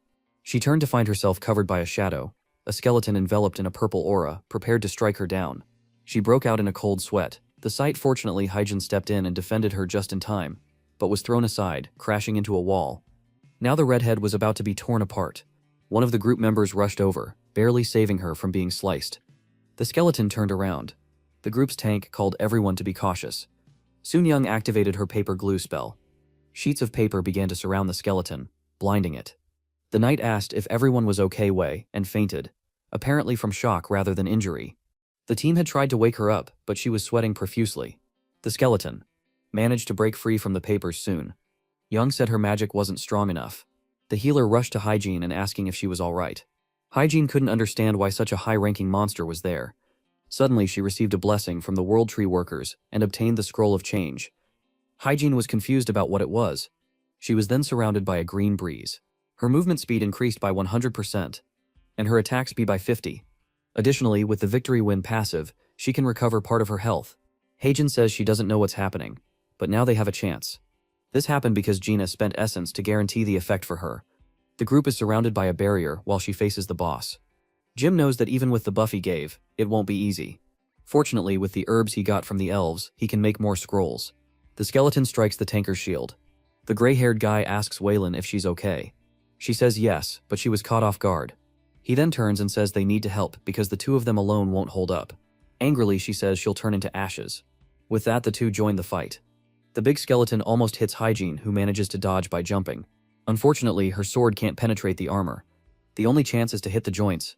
Wait until Su Young that they need to create an opening for Hyejin once again. She activates the glue pages effect, while the skeleton raises the axe to hit Hygiene Wei, and then already prepared her magic. With that, the paper and fire will hit the magic together. The group wondered if they had managed to win, and Hygiene realized that even though the damage wasn't enough, it helped a lot. She activated her magic, which created several swords. She prepared to attack with the buff Jihad had given, and jumped, hitting him on the arm. The problem was that the attack didn't work. Now she was hanging in the air. Without any way to react, the skeleton hit her in the belly. Once again, she was thrown far away. The group was all confused. Not knowing how they would win, that Gray began spending essence again to try and help everyone. Buff windows started appearing for everyone. However, John knew that even this wouldn't help for long enough. From afar, he was just watching Hawaiian, saying she was the last hope. Then a flash of light passed through the cave. The skeleton looked back, knowing something was coming. Sunny's little wolf bit its shoulder. Yahello was delighted because he knew who was arriving. While the skeleton tried to break free, someone jumped down. On the top of the cave, it was Sunny York with an angry face. The attack hit the same spot where the wolf had bitten, and the creature's arm fell to the ground.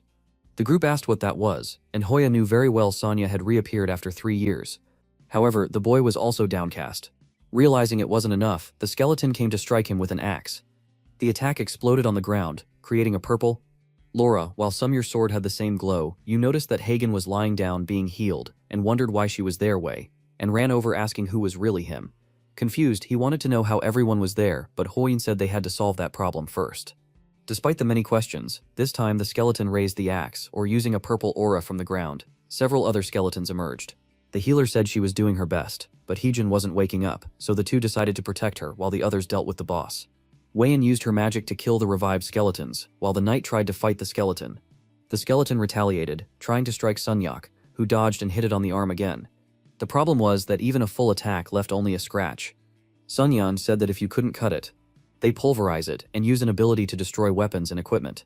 However, the skeleton counterattacked with the axe surrounded by purple energy. Once again, Sanuk was thrown to the ground, and the boys kept getting tossed around. This time, he didn't get up in good shape. The skeleton came to finish him, but now there was a crack in its shoulder.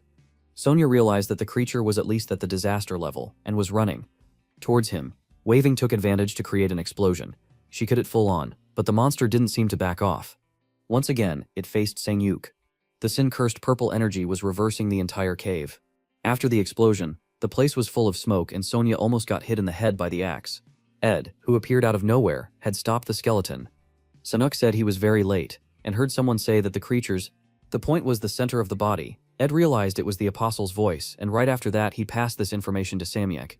Graya was observing everything from above in his own world. Unfortunately, he could only use the blessing ability one more time. He prepared the ink, hoping for something good this time. Again, he wrote an enchantment in the book and got excited, saying this one was perfect for him. Suddenly, Sonya felt something. He received the blessing of the workers, a buff that made his attacks hit the target unconditionally for 5 seconds. Ed was having difficulty staying on the monster once more. He activated the aura and had to step back. Sonic was enveloped in a double aura and said that it was enough. Together with the wolf, he ran towards the skeleton. The first strike hit the belly, reaching the core. In one touch, the skeleton began to crumble and half of his body disintegrated. Watching the monster disintegrate, he wondered if it was over. Suddenly, all the other monsters also disintegrated into nothingness. She has celebrated the victory while Sanu fell exhausted to the ground. At that moment, Ed came over, saying he owed him another one. He helped him up, commenting that he seemed to know who those people were. Soon Young thanked him, saying they indeed knew Sinyak. The group gathered around the unconscious Hygiene. Suddenly, she opened her eyes and started crying. Seeing Sonya, she hugging with longing. He apologized for taking so long, but said he was back. Jihad in the beyond was emotional. On the Terradrome was confused. Then a window appeared for Jihad. The secret tunnel had been cleared, which would accelerate the restoration of the world. 3. From afar, our foot's cry could be heard. She wondered if our foot was another demigod. From the sky, a golden unicorn appeared. Beol and Griller wondered how to capture such a fast creature.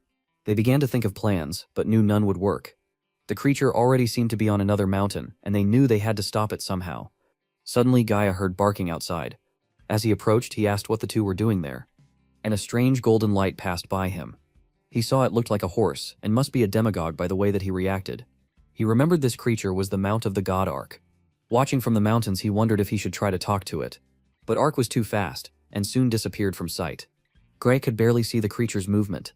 Suddenly, Ark stopped and stood face to face with J-Head. The next second it ran towards him. She was startled as theoretically he had never been seen this way before. Suddenly it seemed he woke up back in the forest. It was as if the god Ark was calming the monster, which relaxed in the middle of the field. She had approached and gently petted it, saying it was very cute. From afar, the two beasts wondered what name Jihad would give the creature.